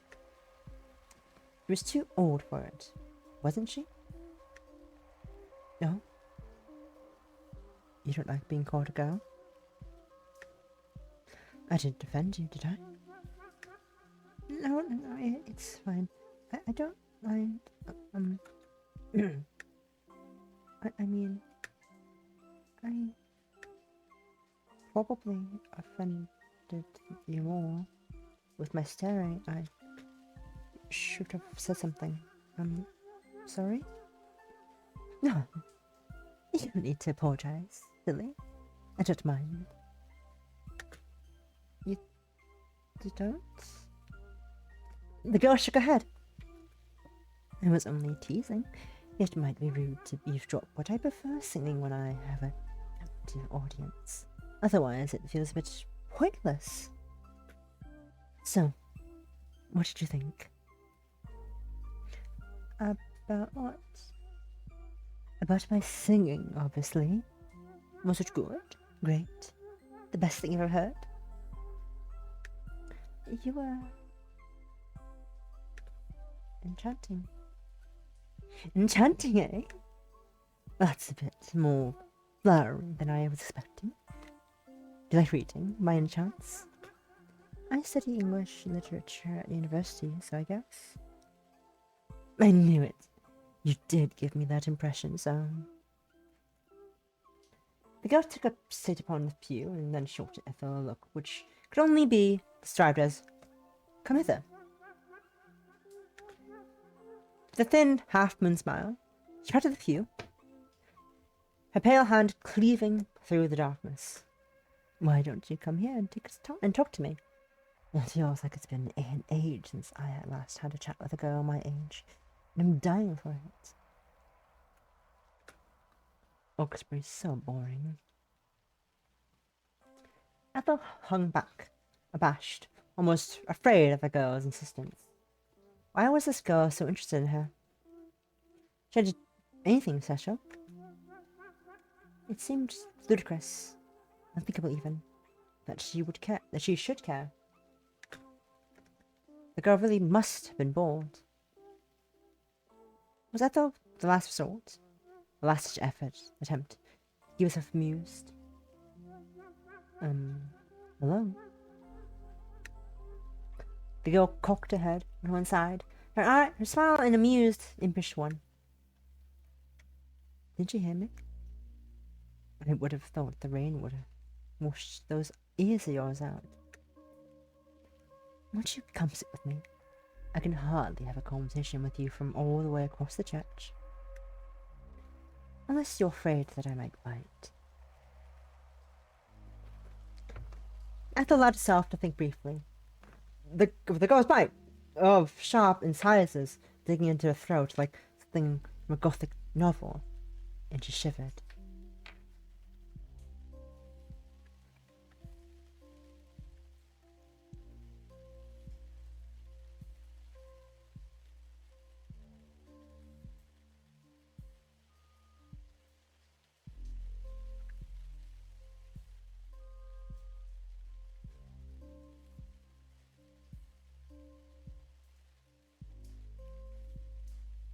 sharp incisors digging into her throat like something from a gothic novel, and she shivered. She wasn't sure if she really disliked that thought, and this left her feeling unsettled. No, it's fine. I'm not afraid. I'll sit. At the across the church, the soul slapping against the flagstones. Then sat. She was still dumb when the droplets of water slid from her clothes as she walked. Small puddles tracked her progress from the entrance to the church, with its domed door all the way to the pew where she settled herself. Ethel's long skirt was clinging to her thighs, and her sweater was uncomfortably damp. Ethel tended to wear baggy, oversized clothes, but the rainwater had rendered that uncomfortably skin-tight. She would have felt self-conscious regarding being seen in such a state by anybody, even Mr. Brown, being perceived by a girl as pretty as whatever her name was. She looked like she could have been a It looked like she could have been a Celeste or even Celine. Wasn't doing her self-esteem any favors. Wetly, Ethel looked down at her lap and wanly. She brought her fingers together. So, she had sat, just as the girl had asked her. Now what? My. You're quite the awkward one, aren't you? You've barely said anything more than a word to me since seeing me. Please don't tell me you're really afraid of me. What? No. I'm just shy. I'm sorry. You've not done anything wrong. This is all my fault. The girl frowned, one hand resting upon her chin. You say it's your fault, but I don't think you've done anything wrong either. You don't? No, I don't. I don't see why you feel the need to apologize. I'm not upset with it. I was just stating a fact. You're so quiet. I was worried whether I'd done something to upset you. But I guess this is just the way you are. I've never been very good at small talk. I never really know what to say, so I'm sorry. I must be so boring. No. I'll be the judge of that. I've not known you long enough to find you boring, and I would have started talking to you in the first place, even if you didn't pique my interest.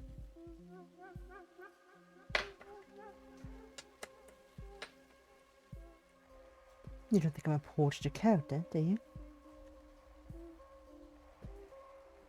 In this case, maybe she was. But Ethel was so afraid of offending the girl, even inadvertently. Tracy said, I don't think so. But it's hard to say. I mean, I don't know you very well. You raise a good point. We are strangers, and this has been a pretty strange meeting. I wouldn't be surprised if you're wondering who this crazy girl is who's been singing by herself in the church all night. I must seem like a total nutter. I don't know if I'd say that. You probably wouldn't, no. I think you're too considerate. I wouldn't be surprised if that's what you're thinking, though. Well, go on. You're the honest. You can be honest with me. You must think I'm batty, balmy. I don't know if I'd call you that. But this is a bit strange, I guess. I suppose. Oh, come on. You're being too generous. Oh, I know I'm more than a bit strange. Your hobbies might be a bit unusual, I guess. Again with the tact. You makes a good politician. But who am I to judge? I went for a walk in the woods late at night. When I knew I was going to rain, I'm not much better. I guess not. Maybe that's what brought us together then. What? The rain? No, silly. I think there's a deep meaning behind our meeting than this. Deeper? Yeah. We must be like two like souls, or maybe two birds of a feather, if that doesn't sound too odd there.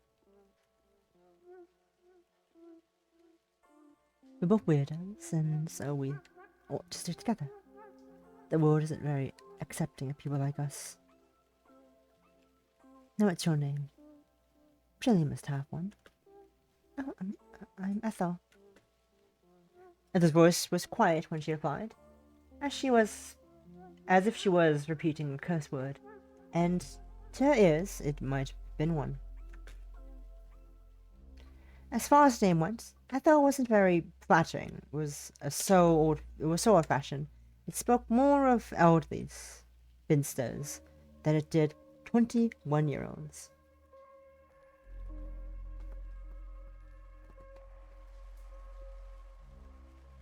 Shania. I teased Ethel about her name incessantly, as though she had been named after a country singer. Ethel would have preferred to be a Shania at any day of the week than a boring old Ethel, though.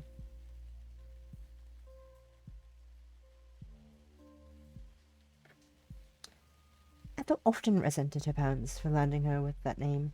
That was mostly Lauren's fault. She supposed for naming her after her grandmother, Ethel's great grandmother, especially.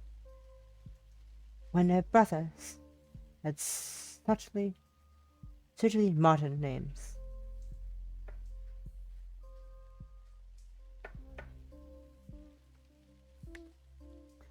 Why was she the only one stuck with the name plucked straight from the dust archives of the Victorian post home?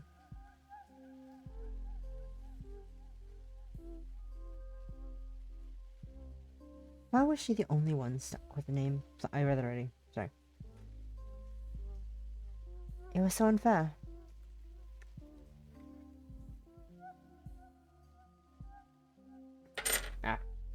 The girl didn't seem to mind Ethel's name, however. But she laughed. Ethel? How pretty. No, it isn't. You're teasing me. No, I'm not. Honest to God. In a church, and I never dare take the Lord's name in vain. I'm a good Christian like that. You know? You are? No. Now I really am pulling your leg.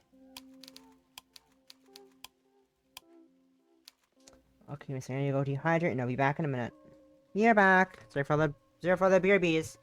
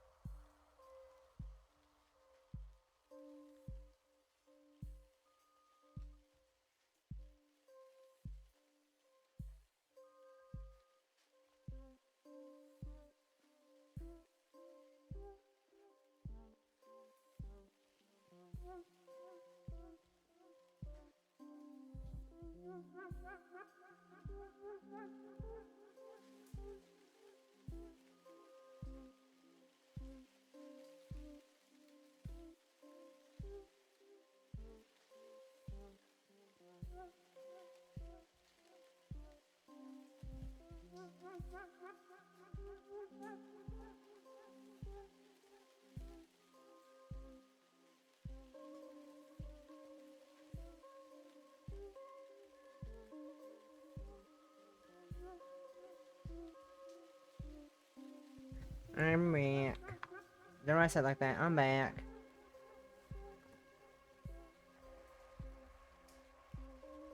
Alright, let's see.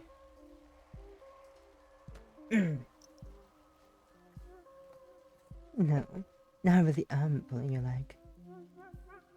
Right, well, I expected it much. You shouldn't be so self-conscious, though. Ethel's a perfectly nice name. I met girls who were saddled with much worse. Right, well, try telling that to Shania. Who's Shania? Who's Shania? Oh, nobody. Doesn't matter. Not anymore. You wouldn't know her. Ethel was trailed off. Then she frowned. By the way, where are you from? You're not a local, are you? Oh no. Thank the gods I don't believe in. Thank the gods I don't believe in for that. For it. This village is so small. I think it'd go mad. Madder than I am, I mean, if I had to live here. Are you visiting them? That's right.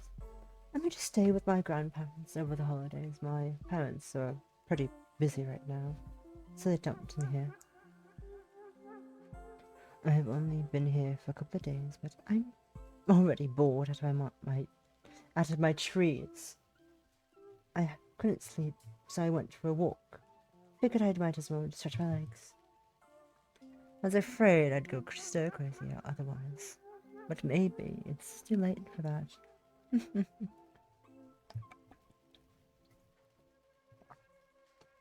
I see.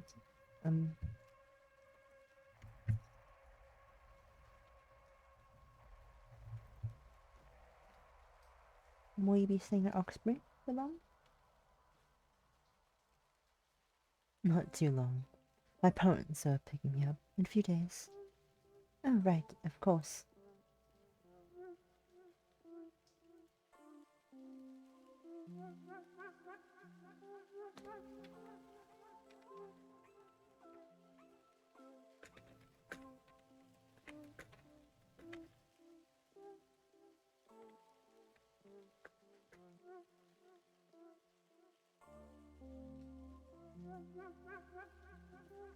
I tried to keep the disappointment from her voice when she spoke.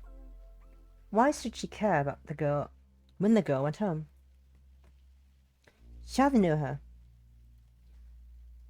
And still, she didn't know her name, in fact. Maybe Ethel thought, worriedly. She should have asked the girl at first before inquiring if she was a local of the area. That would have been the polite thing to do. But Ethel spoke to others so rarely she found it difficult to know what the polite thing to do was. She was so awkward. Well, there was time enough to write this oversight. I'm sorry, but it just occurred to me. What? I might not have been born here, but I am pretty familiar with this village. I know my way around rather well. Which is how I wound up here. Not that that's saying much, since there isn't all that much now. But you know what I mean. Right. Ethel blinked. The plans to ask for the girl's name summarily scuppered. There was a small pause, then. Do you come to Oxbury very often? More often than I'd like to. This place is pretty dead. Oh well. I wound up in Oxbury a lot during the holidays since my parents are always palming me off to my grandparents. I spent a lot of my summers here and a lot of my winters too. Ugh. The summers here are depressing enough since there's nothing to do, but the winters are often worse. It's so cold and so dark, and it's so wet too. It rains so much, the ground gets all mulchy. It's pretty miserable. No offense. I don't want to insult the place too much. Not when you were born here. I hope you don't mind. It's fine, I'm not offended. Actually, I agree with you. Well, darling. Well, good. I'm glad I'm not the only one here. It's a different story with my grandparents, though.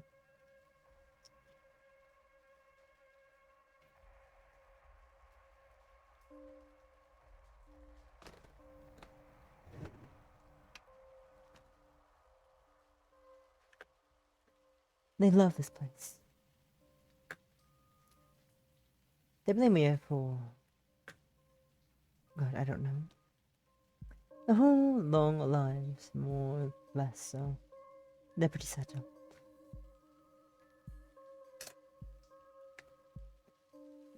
They won't hear a bad word against Oxbury. They're obsessed. I'm old, you know. When I was a kid. But they're often older now, if you can credit that.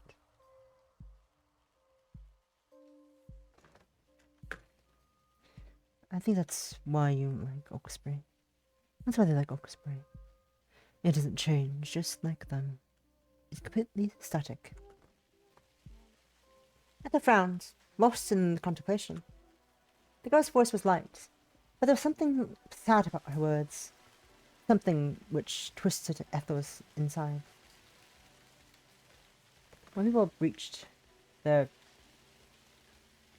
twilight years, typically when they passed into their 80s, it became almost impossible to discern their age from their appearance.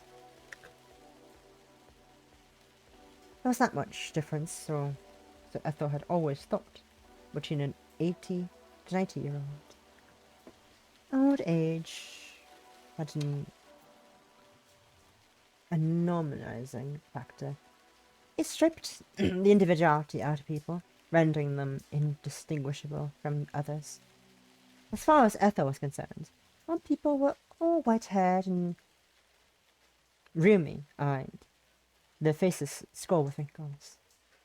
Their fingers were choppy, their hands shook, and they complained of myriad problems. Bad backs, bad eyes, bad hearts. Ethel didn't like the body she inherited at the present. She'd been teased over her appearance 1 too many times. She liked the thought of getting older, even less.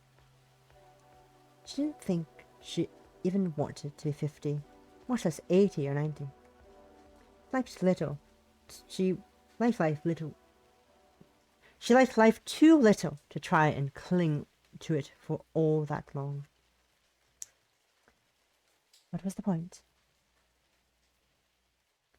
My parents have been having my grandparents look after me since I was a kid. I don't think they've ever been cut out for the job. They don't keep up with me. Take damage.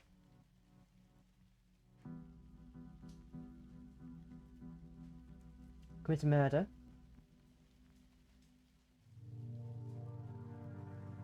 That's the fun of it, isn't it?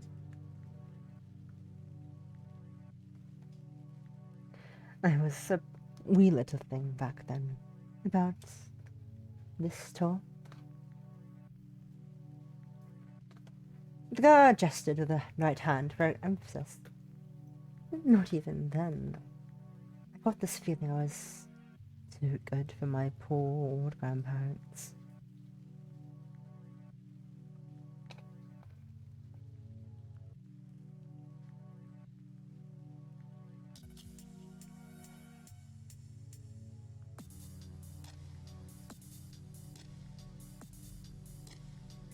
Not even then. I got this feeling I was a little too good for my poor old grandparents. I used to try. I used to fret having to run around after me. I used to fret having to run around after me. I used to fret having to run around after me. It would drive them into their early graves. In the graves. But it's been years since then, and they've both still alive and kicking. But not literally. They're so old, I don't think they'd be capable of it. Are you afraid they might dislocate their hip if they do that? I've got to say, I didn't expect that from you. You're more feisty than you look. Oh, hope you don't mind? Nah. I think it's funny. I like the contrast of your good exterior and your spicy interior. It was a surprise, but it was a pleasant one. I don't know if I'm particularly spicy, but thank you. You're welcome. Hope you're. I'm not getting the wrong idea, though. I know I'm being mean about my grandparents. I do love them. They're the only grandparents I have, and I know them a lot. They're dear to me. But I've had to spend a lot of time with them in this pokey little village, and it does get stifling. Someday, I like to take off. I like to take off. See more of the world.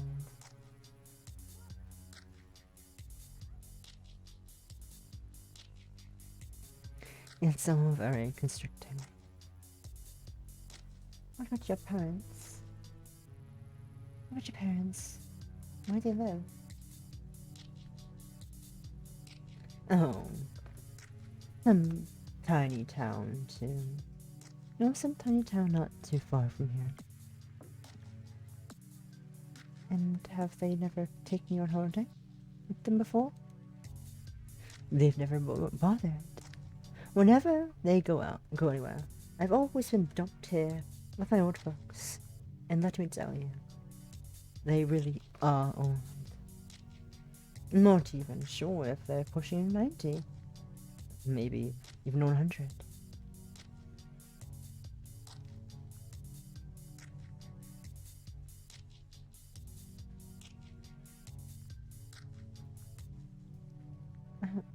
Hundred? At the stared all the while, trying to solve some basic mental math. His grandparents on her mother's side were relatively young as far as grandparents went, as they've had her mother when they were in their very early 20s.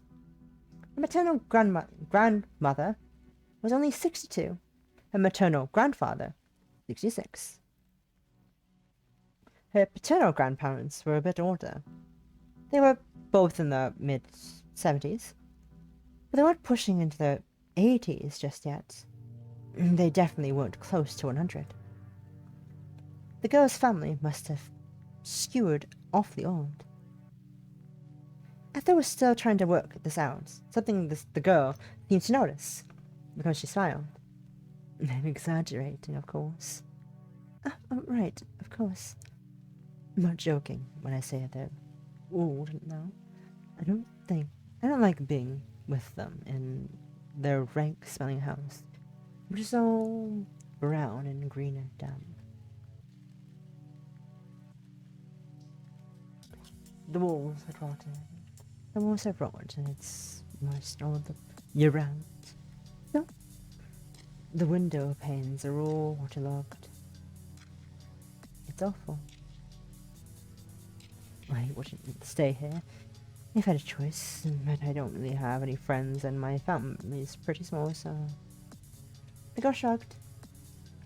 I guess it could be worse. I don't like being I'll have to spend all my holidays out in this dump.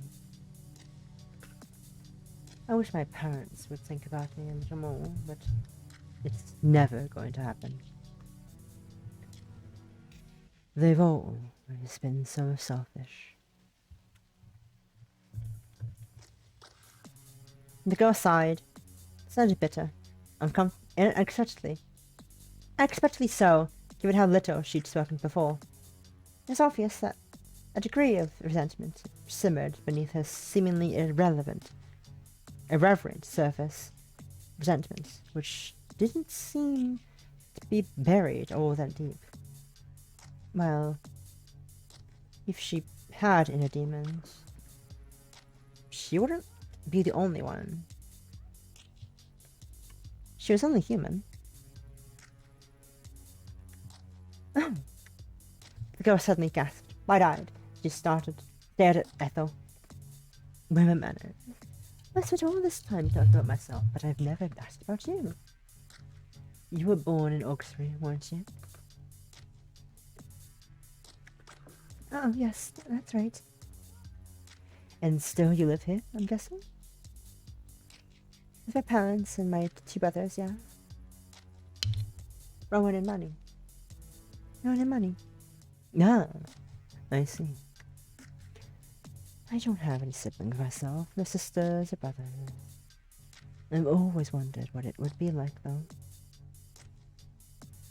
It's alright, I guess. You don't sound? You sure? Well, it's hard for me to say what it's like. I've had brothers for more than my life. Rowan was born when I was 4, and Money was 7 when so I can't really remember what life was like before they arrived. I see. That sounds kinda nice. If I had siblings or 2 to keep me company, maybe spending all this time with my grandparents wouldn't have been so bad. But who knows? Maybe they just annoy me. I don't know if I'd like to share my stuff with them either. She's so hot and mysterious. She's so hot and mysterious. I like her. Hot, mysterious woman. Big fan. Love them. I love her. They're pretty too. Look at her. Look at her. I love her. I can be pretty selfish. The girl's eyes glinted when she said that, with a spark of mischief, which made Ethel's skin prickle.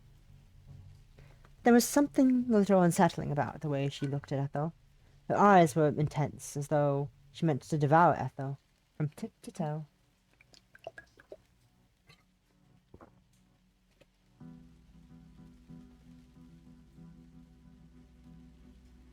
But surely, that was nothing more than a fantasy.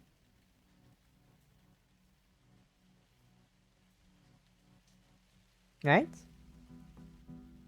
So, where's your family right now, Ethel? Are they back at home, waiting for you? I bet they're not worried about you. It's pretty late. I wouldn't want to make them anxious. Oh, no. It's fine. They won't be waiting. I mean, they're not even home right? They're going to Australia. Australia? That's so far away. I've never been before. But is it true that the seasons are all mixed up compared to yours? Ours? Not yours, ours? They're reversed, yeah. The winter is like our summer. It's something to do with the hemispheres. Crazy. I'm not used to wet, damp, I'm so used to wet, damp Hawkesbury. I don't think that would take some getting used to. That's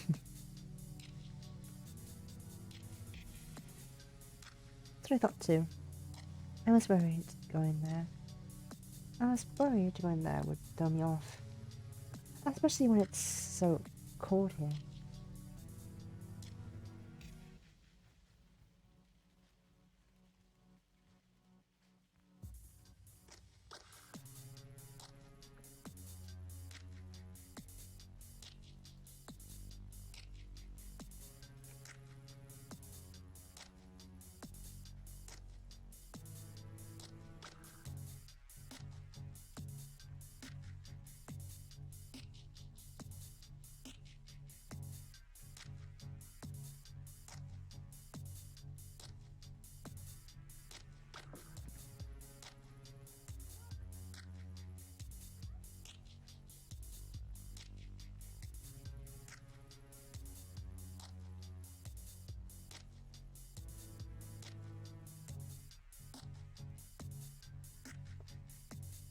Back to being British. That's what I've thought too. I was worried going there would throw me off. Especially when it's been so cold here. Is that why you don't want to go with them? Did you turn down the invitation? Or did they not invite you? They did, yeah. Our ticket was booked and everything. Mom had been planning it for a few months. Since April this year, actually. She was pretty insistent that I accompany her. I was just supposed. It was supposed to be a family holiday, but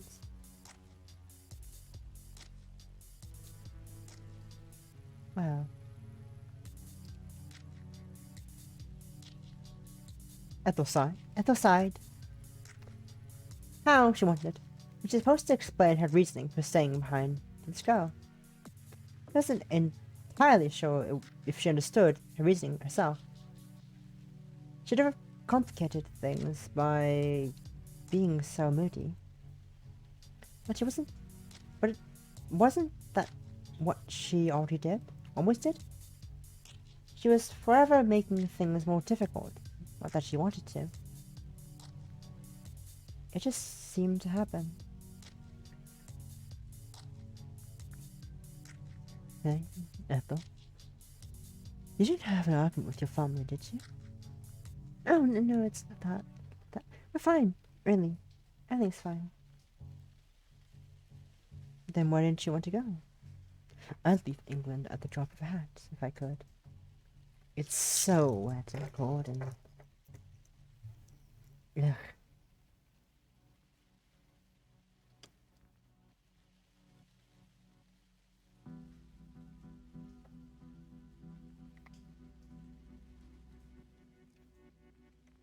I can't stand it here. It's so gloomy. Australia sounds much nicer. It does sound nicer, but...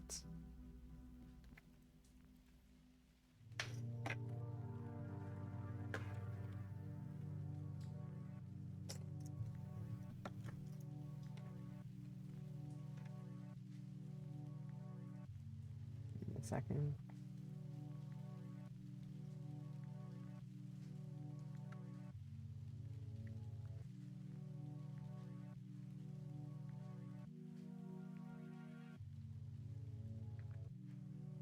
Just so nicer, but he was trying to play a bunch of things in the background at the same time as streaming. But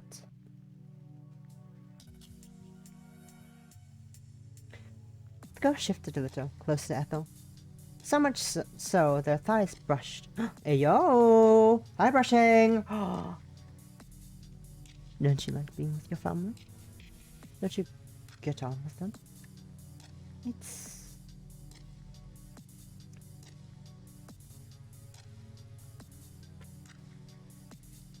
It's not that I don't get on with my parents. They're nice enough, I think.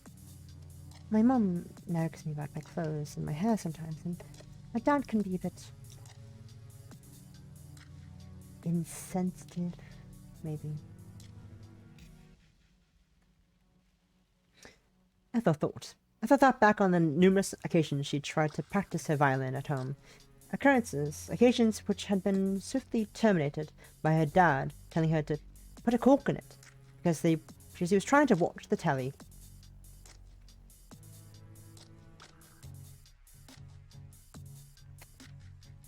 The most lovely thing in the world. Very, very, very nice father you have there. Very lovely father you got there, Ethel. Not as bad parents. They're not abusive. Other people have it much worse. It'd be unfair of me to complain. And yet, despite that, you still didn't want to go on holiday with them. It's not like that. What isn't like that? It's my fault, really. They've not done anything wrong, it's all me. What's all you? I don't understand. It's...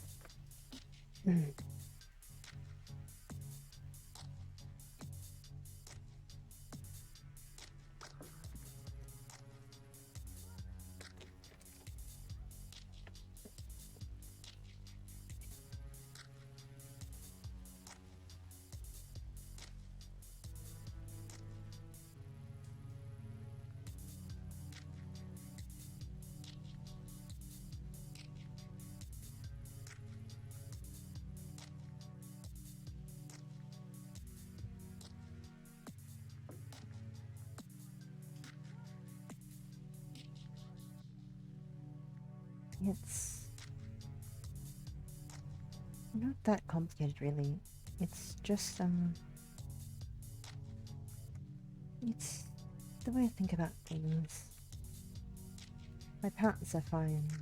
They're lovely, even, and my brothers.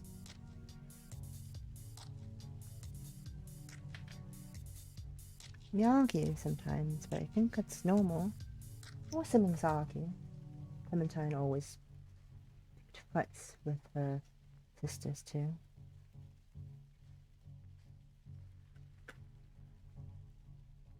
Clementine? My girlfriend, Ethel was about to say, but that would have been a lie. Clementine wasn't her girlfriend anymore. They've spoken so little about her. The breakup. Ethel was unsure whether she was even her friend.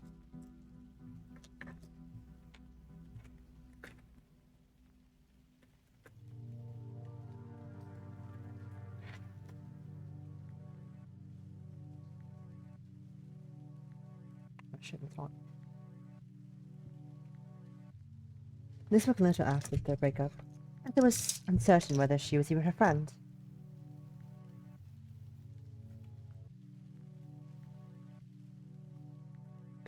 What was Clementine to her now?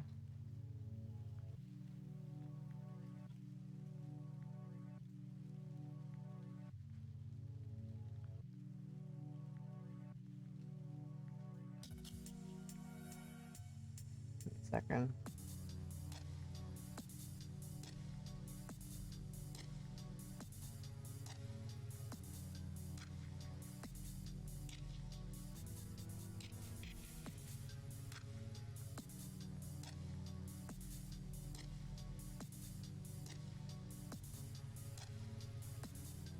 I just realized, have I? I'm gonna check something real quick. Have I?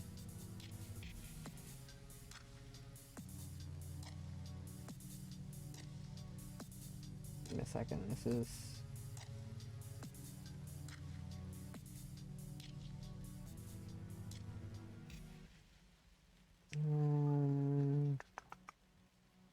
Have I gotten? No, okay, I only want 2 of them. Sorry, I'm checking something real quick. I'm checking something real quick in the background.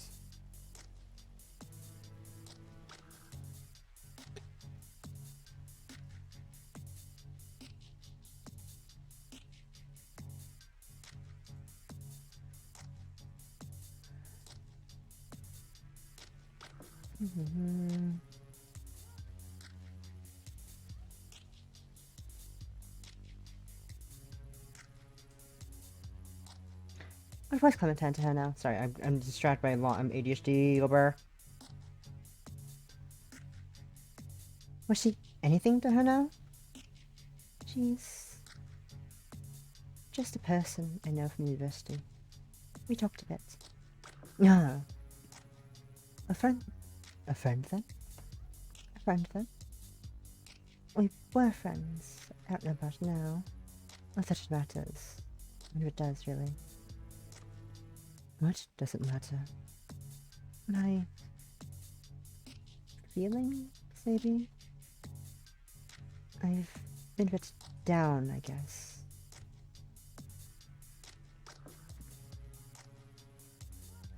I couldn't tell. It's all very silly. It's mostly self-inflicted anyway. I just get like this. In a strange mood, I mean. That's what my mom says. She thinks I should fuck my ideas up. Maybe she's right. It's not like I want to feel sad. It's not like I want to feel sad. Of course you don't. I don't think anybody does. I don't think anybody does. But sometimes...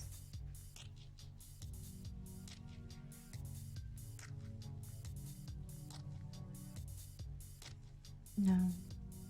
Maybe the time, actually. Maybe most of the time, actually. I feel like a burden. I just bother my parents and my brothers. And Clementine, too. That's why I don't want to go on holiday with them. They insisted, but... I don't know. They said the holidays wouldn't be the same without me, which is probably right, but I think it'd be for the better. I've been so gloomy. I don't think they'd want to put me up with me.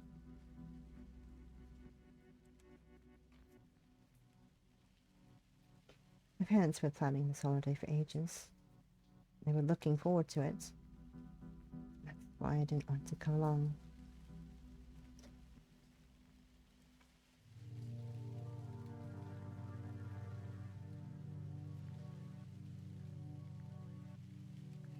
I know I'm not in the right mood to enjoy it. I'd make everybody unhappy. And then I'd spoil everything. I think.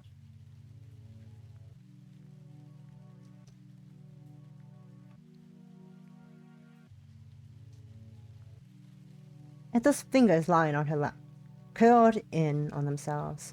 Her nails, which were short and serrated, been biting them lately. That was a habit she'd tried for years to kick, digging into her palms. Her shoulders shook. Then, very quietly, she said, I think they'd be happy without me. Clementine certainly had been. Who was to say that her family wouldn't share her opinion? I'm sorry, I shouldn't have said all that. I was being silly, really. I know my family do care. Obviously, they do. It's just sometimes... Shh! Ethel started surprised. The girl was sitting even closer to her than before. The fingers twined together. Ayo? Fingers twined together? Scandalous. Fucking scandalous. Oh my god. Look at you. Scandalous move.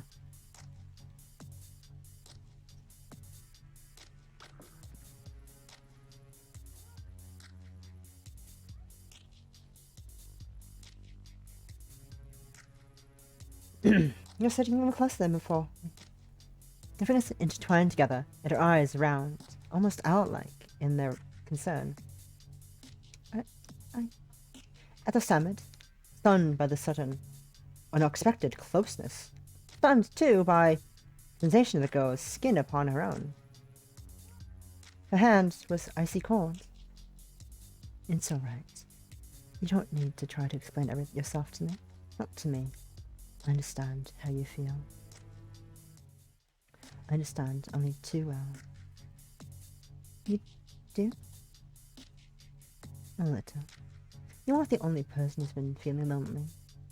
But I wish you wouldn't be so very hard on yourself. Don't say that nobody cares. I know I shouldn't. It's childish to think that way. Of course my parents care, but they don't make you feel like they do. Ethel looked into the girl's eyes, held captive by the intensity of her gaze, making her feel quite gay.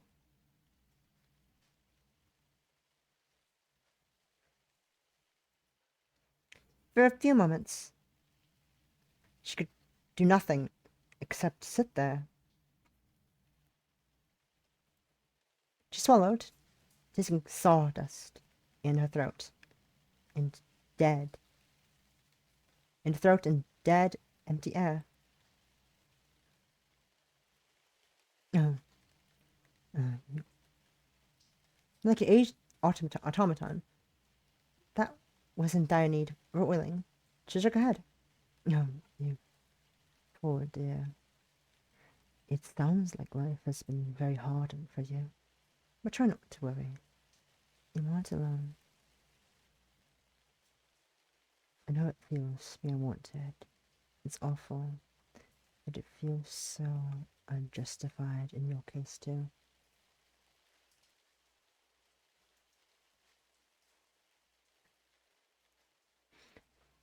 After all... Whoa! The girl reached out. Whoa! Whoa! Whoa! Whoa! Cute, cute, cute, cute, cute, cute, cute, cute, cute, cute. Gay, gay. Booba. Booba. Neuron activated. Booba. Anyways. The girl reached out. Cupped Ethel's cheek with her fingers. Her palms icy against Ethel's skin. Warm and sad.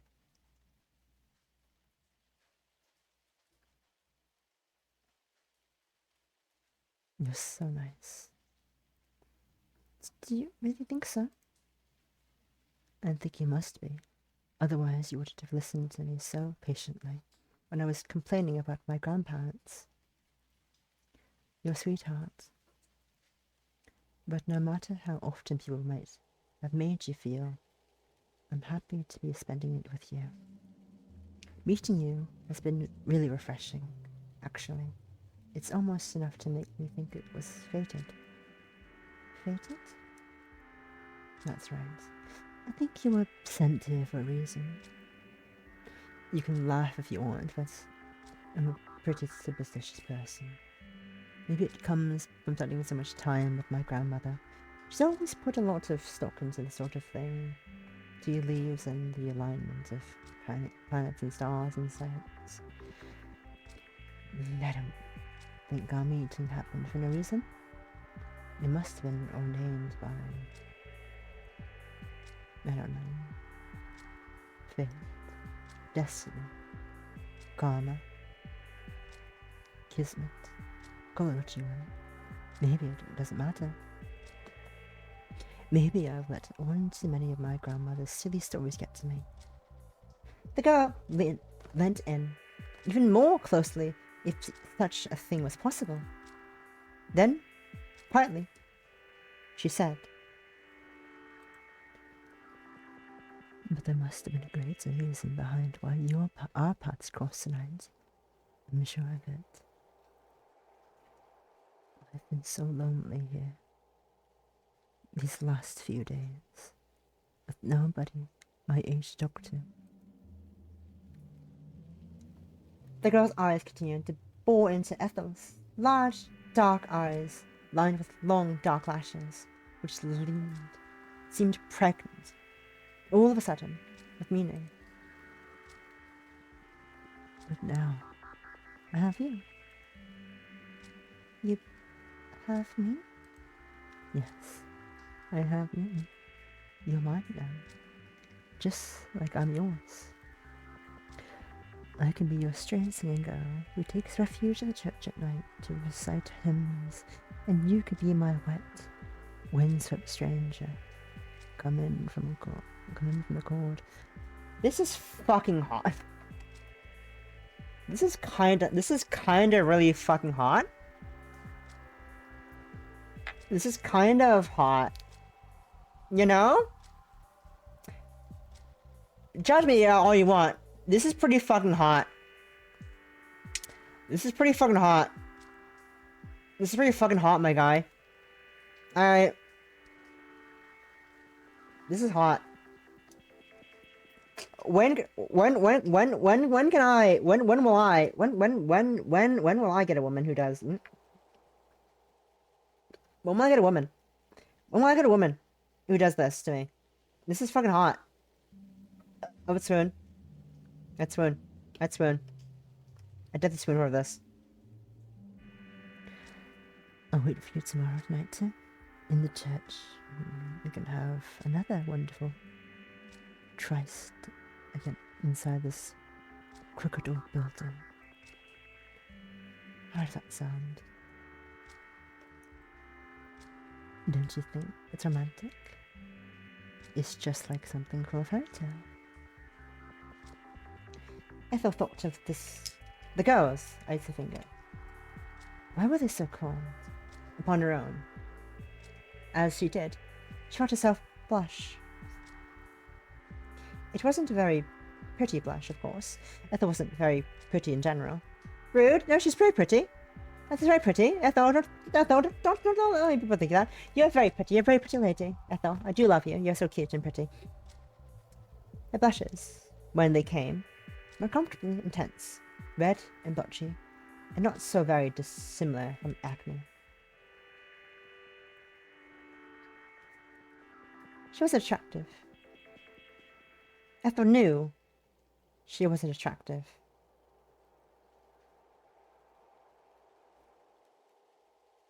But she wondered, in that quiet, understated moment in that church, whether she was pretty, the dark-haired girl who cupped her cheek. If this is a fairy tale, then would this make a happy ending? Will this have a happy ending? Well, no. That depends. On whether you come back, of course. I'll be waiting here, so don't be a stranger. Stop by if you don't. I think we'll both regret it.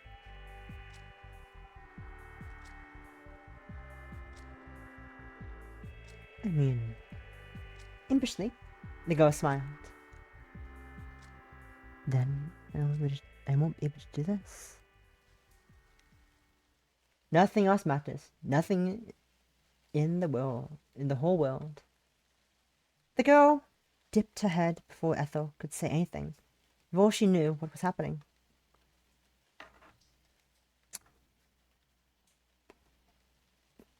Ooh, spicy.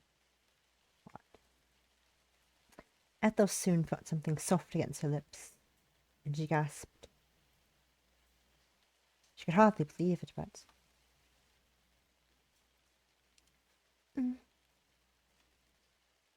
The girl was kissing her. The kiss lasted for but a second. It was little more than a faint brushing of the lips, but it was enough to make Ethel's heart stammer.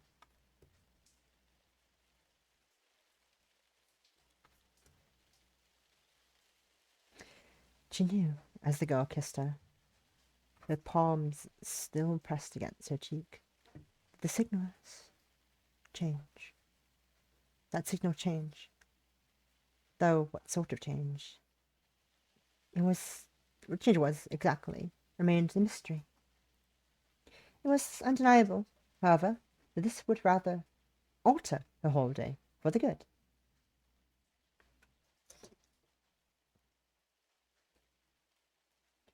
Things would never be the same again. The girl had branded her. Hey, yo?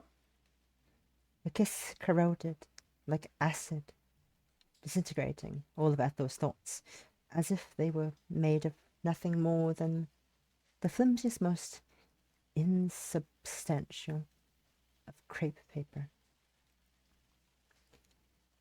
There was the church. There was the girl. There was the kiss. And there was nothing else at all. Nothing in the whole world.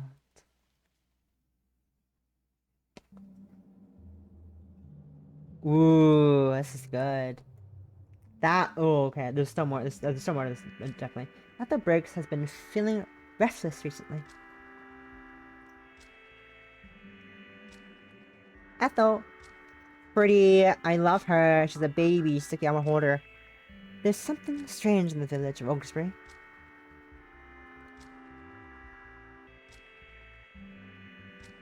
Her, she, woman. Woman! The girl!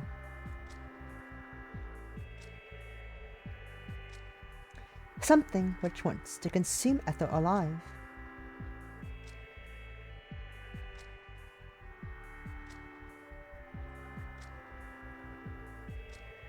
Whoa! And as the days start to blur together, Ethel begins to wonder.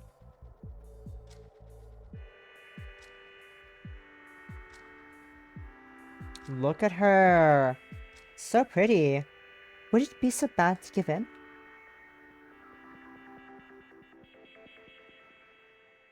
Her love, like poison.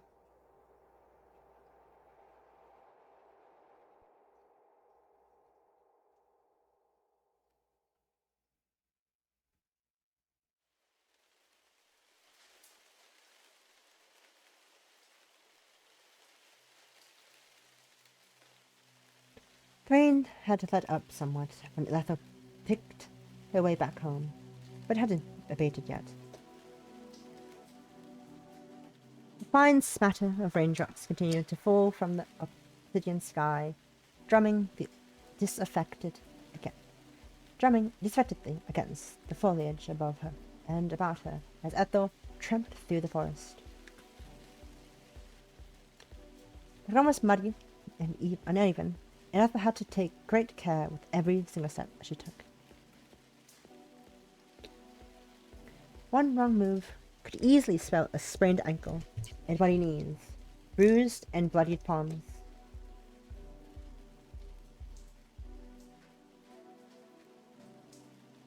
The rain struck Ethel's scalp. It tickled down the nape of her neck. Trickled, not tickled, trickled. It stuck her clothes to her skin, and it chilled her to the bone. The time Ethel finally managed to make her way back home, more than half an hour later, she was sniffling. Ethel shed her shoes at the front door, and shed her coat not far after. Her shirt and skirt, and her socks, all wet, went the moment she made her way to the bathroom, where she ran herself a bath.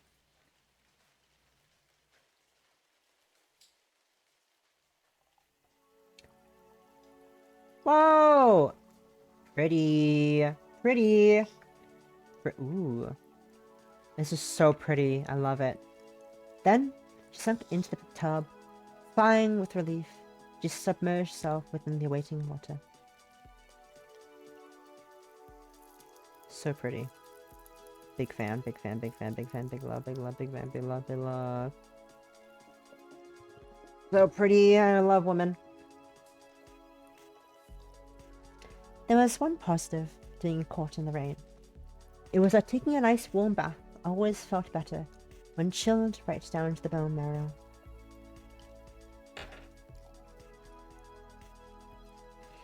Ethel could feel the bathwater restoring life anew to her icy body. It was refreshing, rejuvenating even. She sighed in a day's relief from it.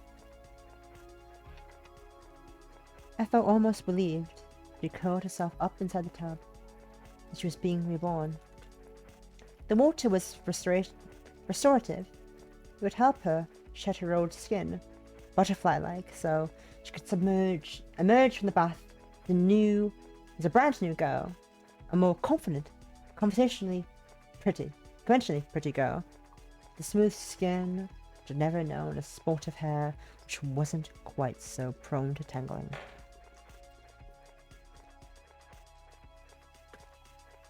Her old skin, her old self, old shell, would lie like a deflated balloon in the bottom of the bathtub, grey and bloated and swollen from the soapy water. Ethel would deride it. Then she would discard it.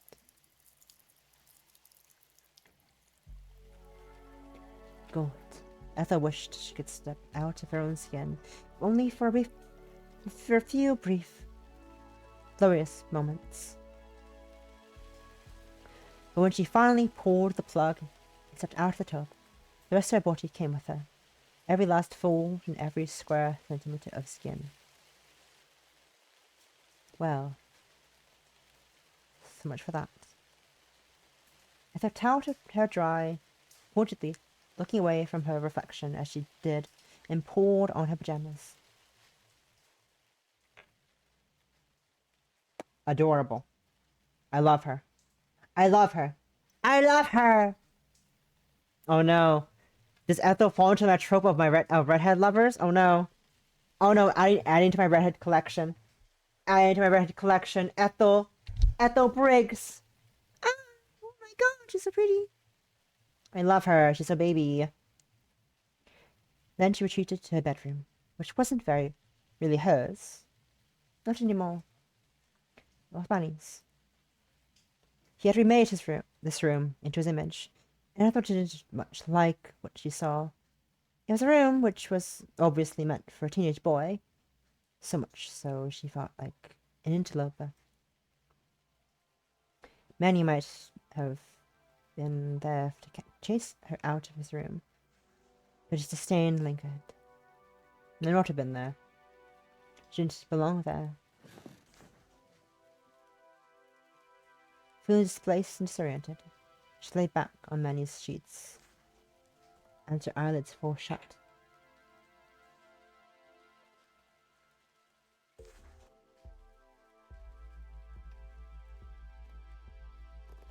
Had the events of that night really happened? Had the girl truly kissed her? It was hard to say. Everything had unfolded with a subtle sense of surreality. The girl's voice light and irreverent, enough to mirror the beauty of a butterfly's wings. But Ethel had put some time and some distance between herself and that girl, and she found it even hard to believe what had happened. What reason would the girl have had to loiter about at St. Catherine's so very late at night? It didn't make any sense. It had made even less sense. The girl had kissed her. Ethel had found it hard to come to terms with Clementine's affections when her girlfriend, her ex-girlfriend, confessed to her, but she found it harder still to accept the girl's feelings. Clementine's septum had been pierced. She had dyed her hair pink. She had kept a Tumblr blog long after Tumblr had stopped being cool, and in her childhood she had written fanfiction about Sam and Dean Winchester from supernatural kiss.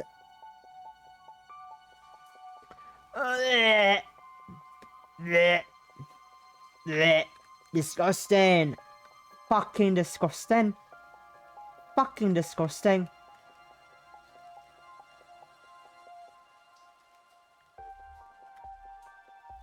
You.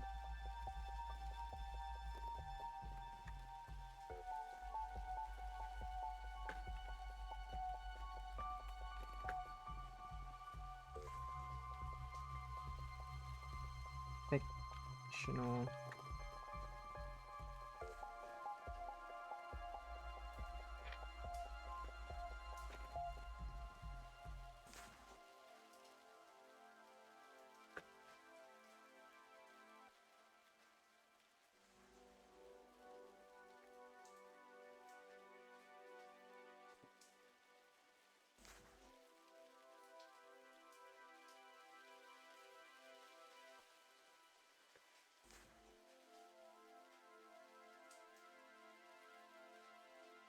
Clementine had been perfect. Clementine had been more than willing to admit that she wasn't perfect, and she'd since disavowed the problematic fanfiction she had crafted in her teenage years.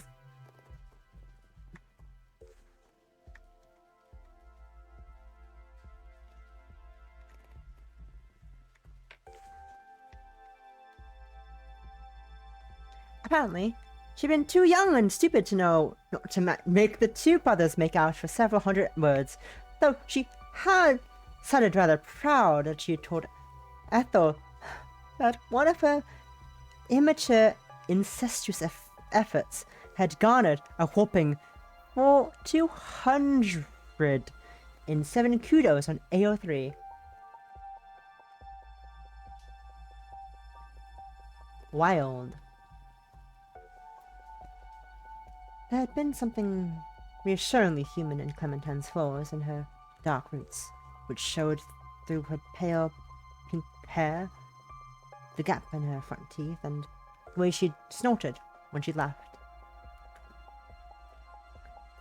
Clementine had been brash and loud and brassy, and she had intimidated Ethel when she had first met her at the University Writing Club. Ethel had even imagined that a cheerful, outgoing, interesting girl like that would ever care about her. But she had been prepared to believe that Clementine was still an ordinary girl, like she was. A girl who was made of flesh and blood, who would laugh and would cry, and who would laugh at her when talking about her old, embarrassing fanfiction. The girl at the church, however, was different. She was so pretty, and she seemed almost otherworldly. Was she really human? Ethel couldn't imagine that the girl at the church crying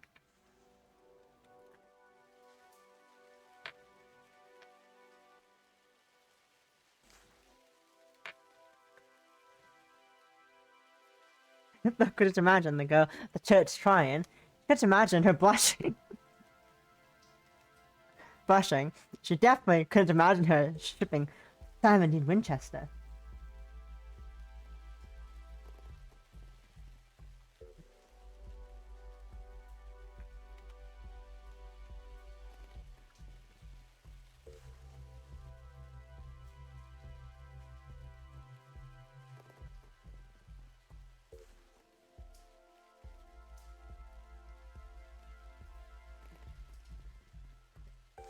Sorry, distraction. Distraction. If you couldn't imagine the girl at the church crying, she could imagine her blushing. And she definitely couldn't imagine her shipping 70 Winchester. The girl seemed removed from petty concerns like fandom drama. What interest did she even have, anyway? How did she fill her free time? Beyond kissing completely strangers and in church late at night. Ethel tried to furnish a past for the girl, some sort of backstory, but kept coming up blank. Like the awkward pieces of an old jigsaw puzzle. Nothing quite seemed to fit. The girl was an enigma, like the woman from the famous Byron poem that literature professor still talked about 2 centuries later. She walked in beauty like the night. Who was she, though? Where was she going? And what was she thinking? Perhaps she wasn't going anywhere, or thinking anything. The one who walked in beauty never managed to arrive at her destination.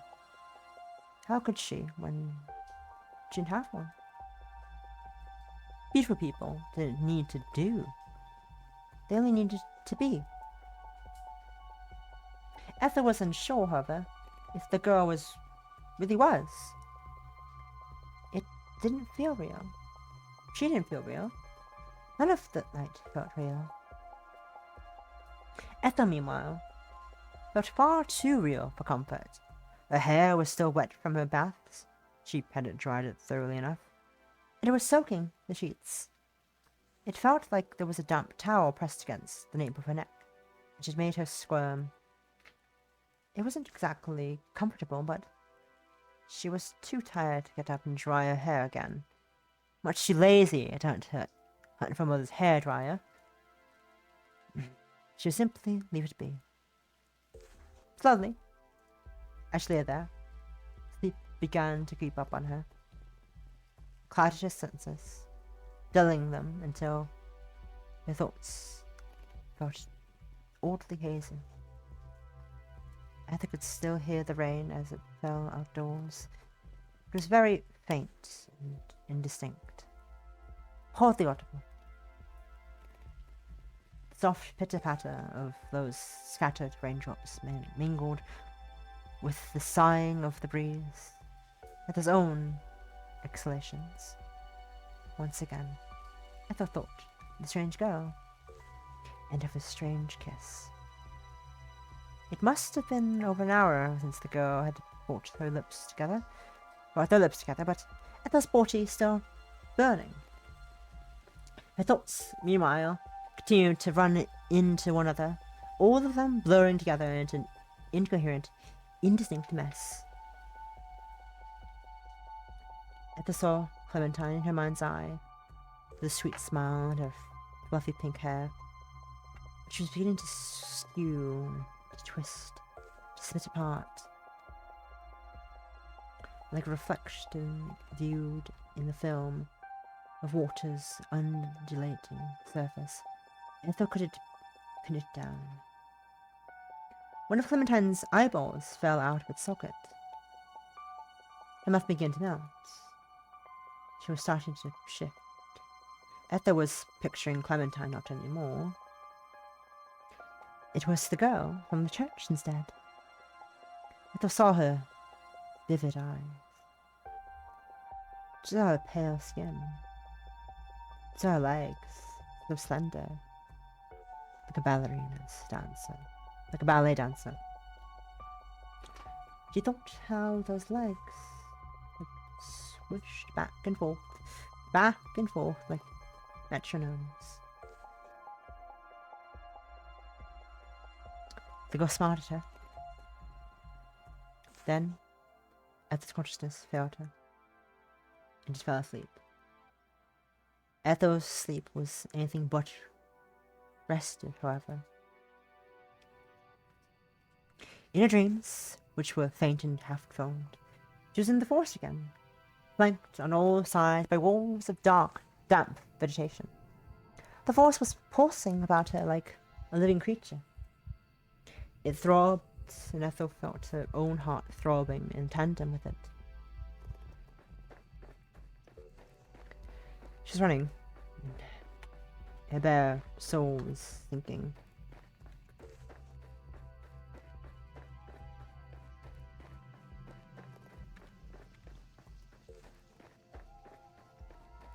Just running. Her bare soul was sinking into the dirt, though she had no idea what she was running from, didn't know what was pursuing her. What was it that chased her in the dark, lurking amongst the trees?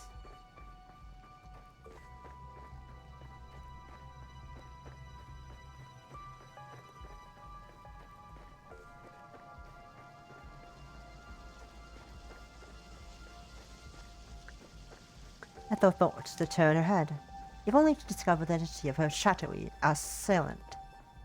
But she couldn't afford to let her attention wander.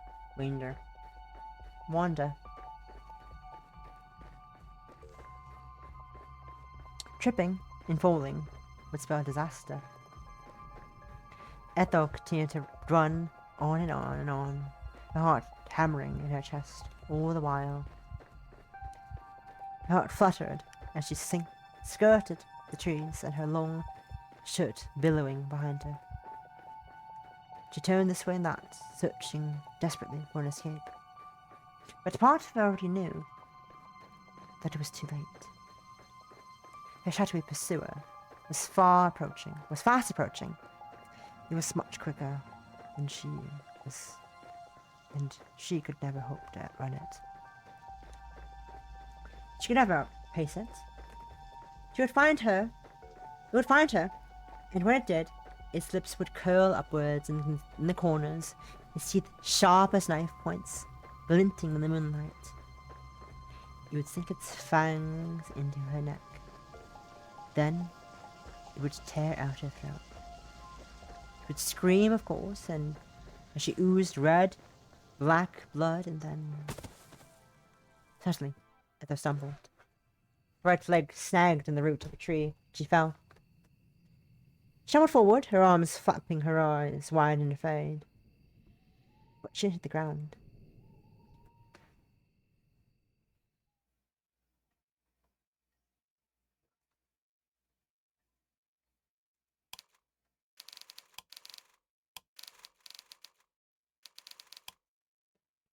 And with that, I think that is a good place to end it.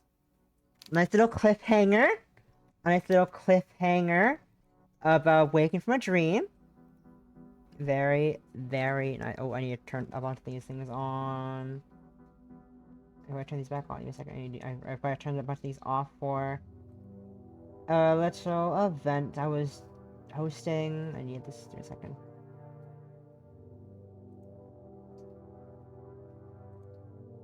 There we go. There we go. Anyways, that will be it for me today. Let me go to screens now.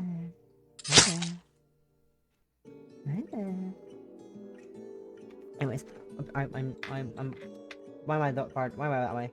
Why am I so far over there? Whoa. There we go. Much better. Anyways, that's it for me today. Let me go close the game. I said close the game. There, close the game. Okay, let's see who's live. We have our usual target, of course. But anyone else I know live? Ooh, I see a few people live. Ooh,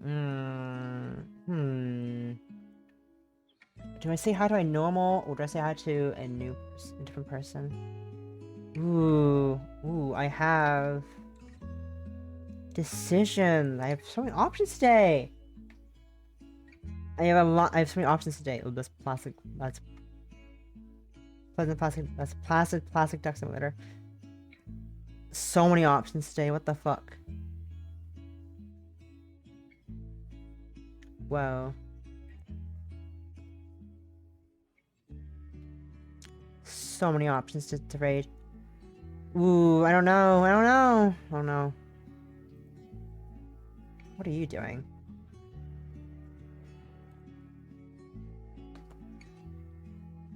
They're just yapping. They're just yapping. No, let's go. Oof. No, we're going usual. We're going to my usual. We're going to head to Yuri. The lovely Yuri. Lovely Yuri. She is a lovely pickup cat girl, and we love her. She is a pleasant pleasure to be around. Or not. I don't read the requirements. I forgot about that. Give me a second. The fun part about the stream, sometimes I don't have the requirements. Give me a second. I can fulfill my requirements myself through silly means of things. I understand why it's for raid protection. It's for protection from spam bots or raids, which is fine. But yeah, I'm really enjoying this. Oh god, I didn't think it'd be as long. I thought it'd be a bit shorter. For some reason, I thought it'd be like one of the just like one and done kind of streams, but no, there's a lot more to this game, and I'm excited to see more of it. I'm really enjoying the story. I love Ethel. Ethel is adorable. I want to protect her. I want to protect Ethel with all of my being. She is so important to me. She is so important. So important. That was so important. I love her.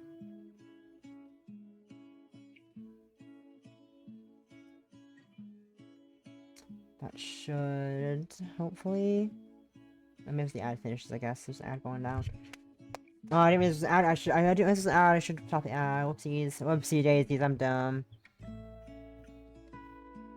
Did not notice the ad.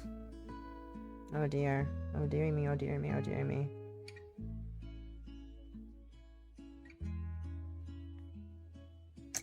Give me a second.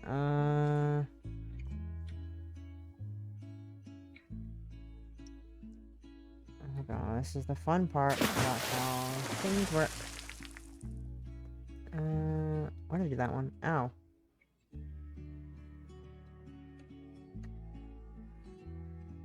No? Not gonna count, really? Not going to do the count thing? Fuck you, then.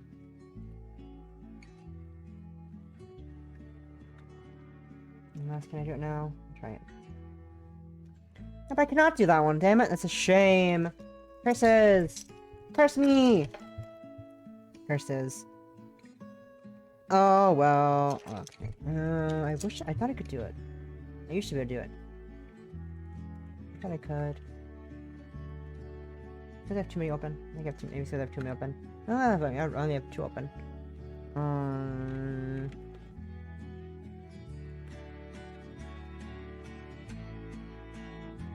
How do I do this again?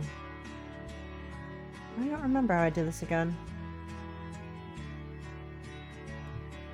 It is... How do I do this? Usually this works. Usually this functions as I want it to, but I guess it's not going to function as I want it to. Because I am missing a record. Oh, there we go.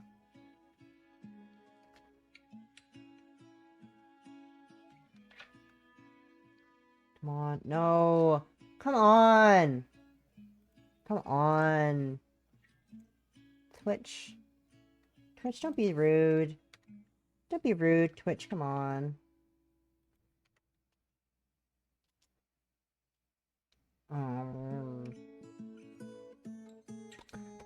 I'm going to fight Twitch. I'm gonna fucking fight Twitch for this. Not really, it's not really. It's no one's fault. It's myself, I guess. I don't know. I don't know how to.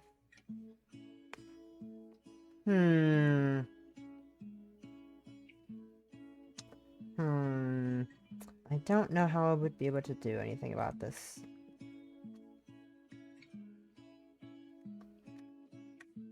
I don't know how I would deal with this problem I have right now. I don't know how I would fix this problem I have. I want to raid them. I wanted to raid them. There we go. I managed to do it.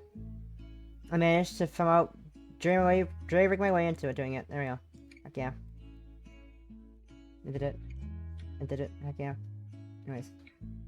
That's it for me today. I'm gonna go have a nice shower, and then just relax a bit for the rest of the evening. But yeah, that is it for me today. I'm gonna go. Head off. Next stream is tomorrow. 3 p.m. ST. With some more Toho, Mrs. Zakaya. Hope to see you guys there. I'm excited for more chiller games, even though we're gonna, you know, chiller times. It's gonna be like the afterlife thingy again. The little trial, I think, from not Sakuya, from I forgot her name. I want to say Yuno, but that's not her name. Not Sakuya either. I forgot her name, but we're gonna do that. I'm assuming that's coming up next. But yeah, hope to see you guys then. Until next time, have a good day, night, whatever the fuck time it is.